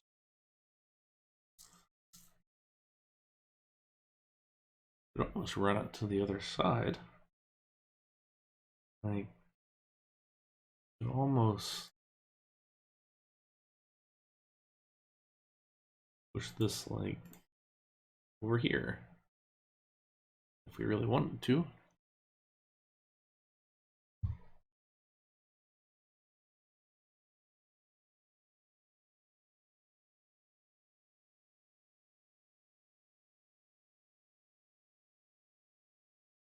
Okay, so 115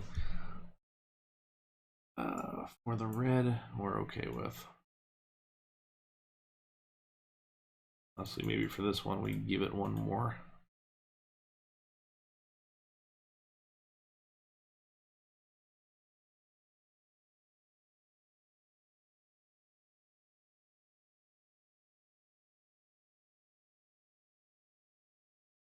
And let's see where it all comes together.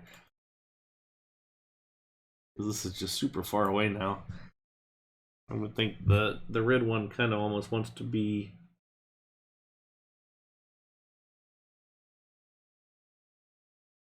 closer together. Now, I guess we could go, can we?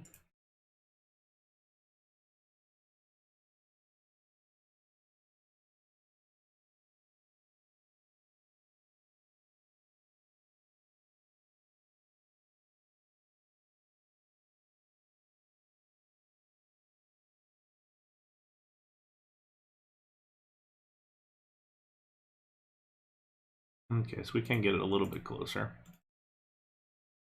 if we're going to do this with the other one. And we can also give this like a...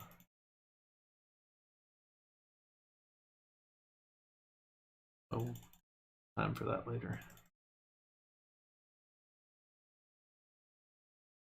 I like stupid airtime hill here.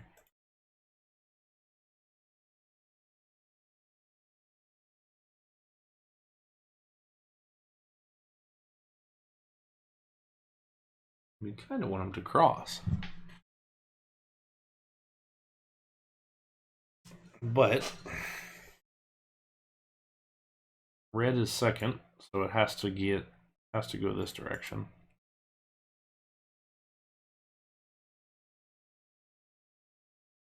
Go again and color this. Let's keep ourselves organized.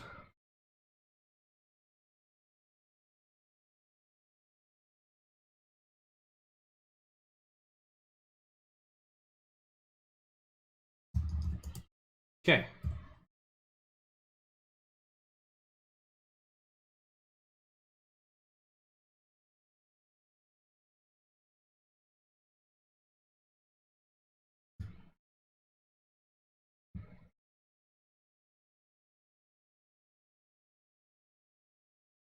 Yeah, that's a lot to consider there if you're making your own coaster engine. What's the reason behind wanting to make that?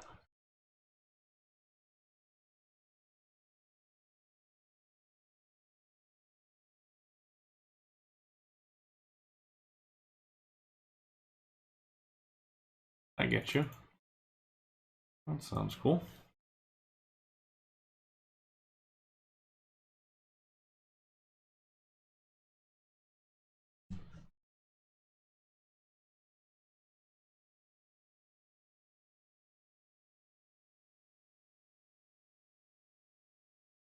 Okay. Call this 30.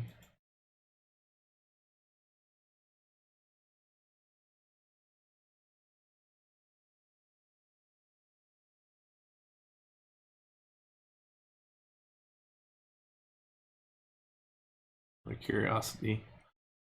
Let's see if this would even fit. It does. It does. That's not good. Go without the diagonal. Not gonna look quite as nice. Also not gonna fit. So maybe it is up to this.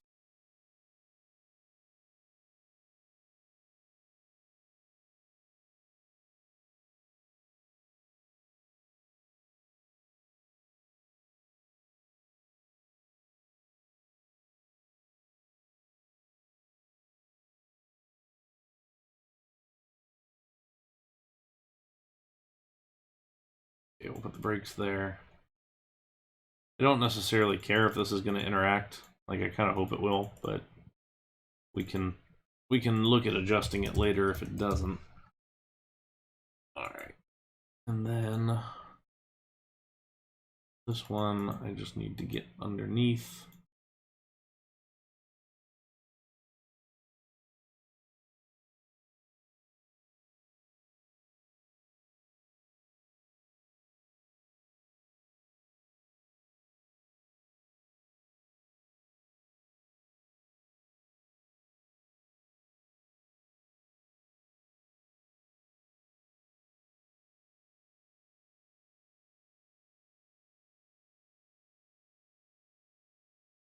Okay, so 125. We're gonna chance it with this and see if it works. Why are we in the way?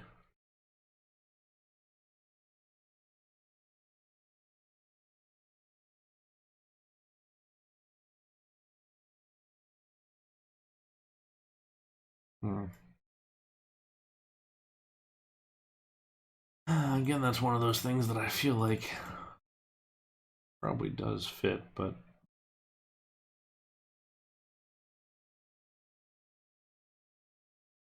nonetheless.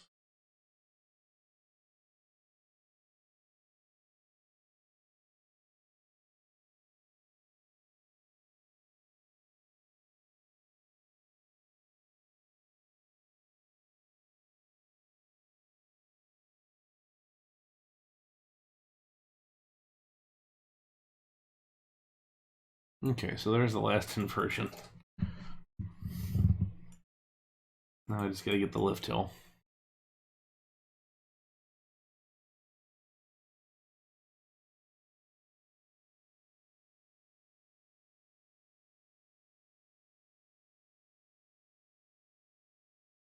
Say conclusively this has indeed been a struggle.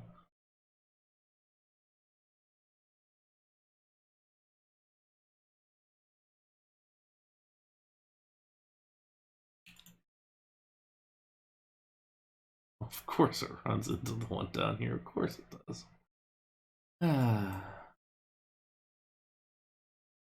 Alright. I go one to the side. Is that going to run into that one? It will. It will. Damn.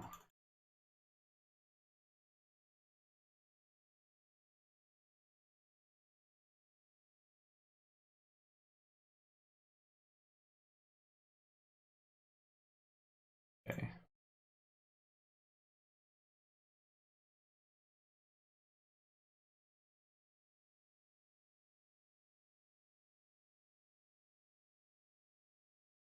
Oh, it does go right through it.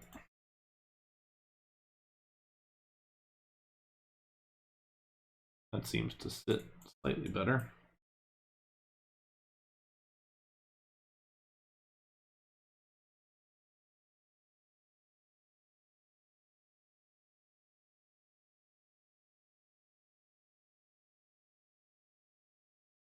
Okay, then we'll put some brake rounds here.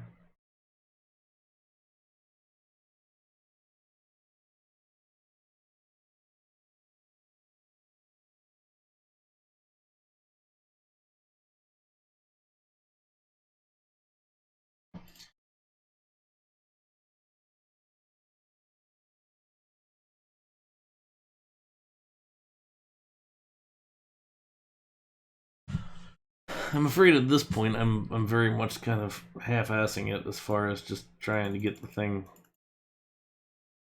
done.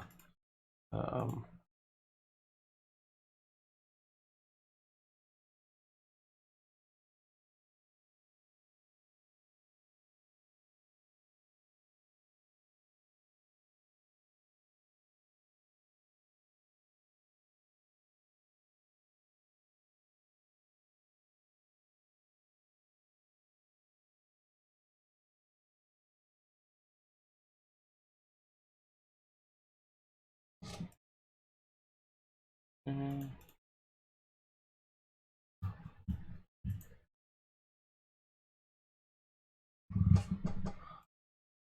We'll set him at 10 and see if that works.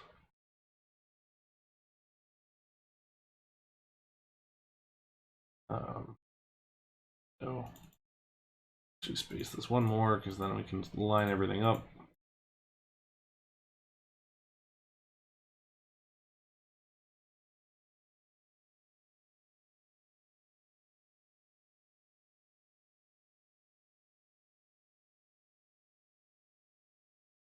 Okay.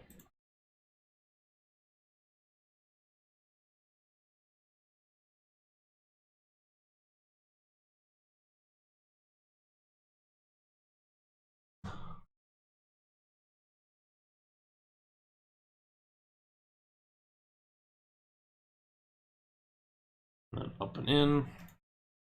And there we go. Okay. So, you can say that it meets all the clearance checks. And works as far as that goes. We can't necessarily say the same as far as just the overall look of things go. It is not a recreation by any means, nor is it a good-looking ride, among others. But let's see what it looks like, just as far as operations go. And we're likely going to have to adjust the pacing to make it do what it's supposed to do. Oh, yep, sure will. All right, so first of all, this is called Vertical Drop Coaster 1. So let's look at the ride vehicles. All right, so 700 is what we're looking at. So let's get 4 of these. So this is not something that I would ever recommend you putting into an RCT park because it does look very bad, and it's not a good list. All right, vertical drop coaster 16. Set mass 0.16,000. Okay.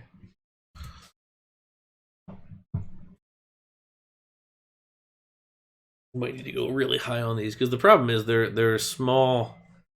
All right, although you say Smiler's not pretty, although there is somewhat of a cool look to it. I will say that the real thing, I mean, looking at this one, it's awfully squat. The real Smiler is definitely very drawn out.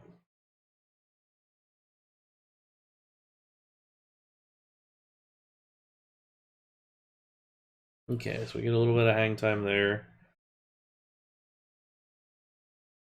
Got drop 1. Drop 1. Okay. That wing is slow, but that's to be expected. At least it makes it through. We can adjust that still. Okay. Oh, did I not put the lift hill on here? Let's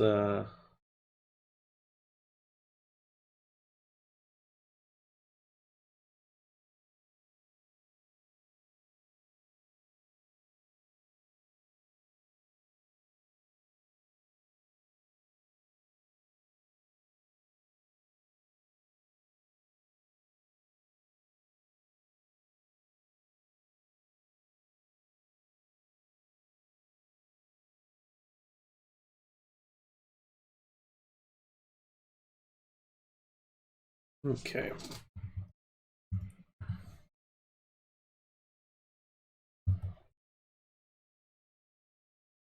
Speed this up.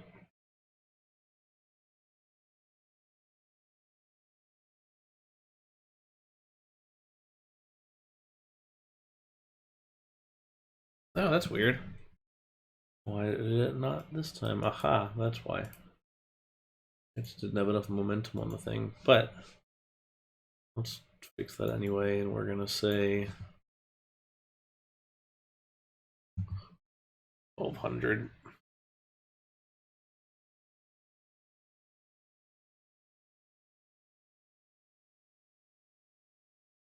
I was trying to play with blocks there for a minute, but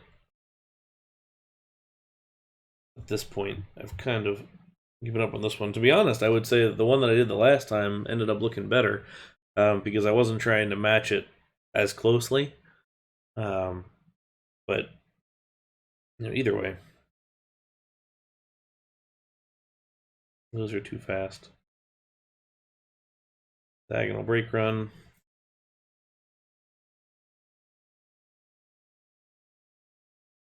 Then our lift hill doesn't quite get the same, but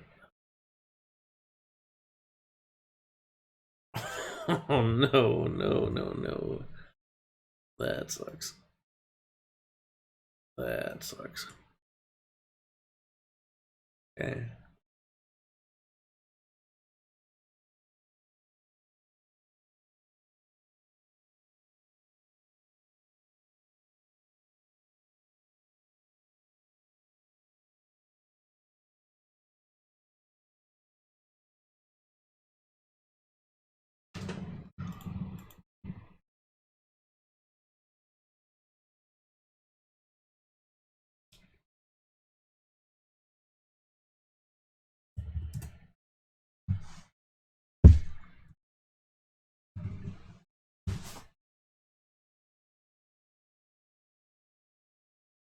All right.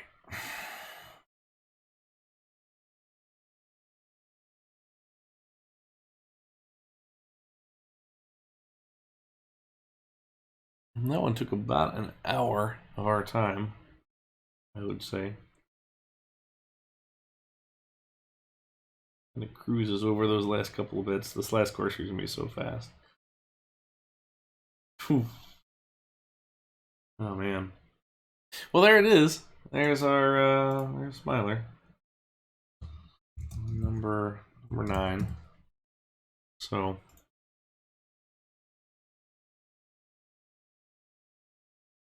all right. We're going to call that one a day and call our stream a day as we check off the last one of these. So, hopefully, you all had a nice time and enjoyed our first inversions. I thought about doing a follow-up to this one, which is the most recent one to each of these inversion amounts. So maybe that will be an added one, but if you don't follow the YouTube channel, check it out in my profile here on Twitch and follow that. This is where I post all the VODs for these streams, plus all of my RCT reviews and hacking tutorials and all the other fun stuff that comes with the channel. That's kind of the main place for it. If you don't follow here, definitely follow it to get the go live notifications for whenever I do go live, which next time should be 2 Saturdays from now. We'll see how things go. If you feel like it, feel free to subscribe to the channel to help support it. If you're a Amazon Prime subscriber, you can do that for free. So anyway, until next time, thank you guys very much for watching. I do appreciate the all the stuff. Thank you very much. So and I'm glad you enjoyed it, and hopefully we'll be back for the next one. So until next time, thank you guys very much for watching, and have a nice day. See you.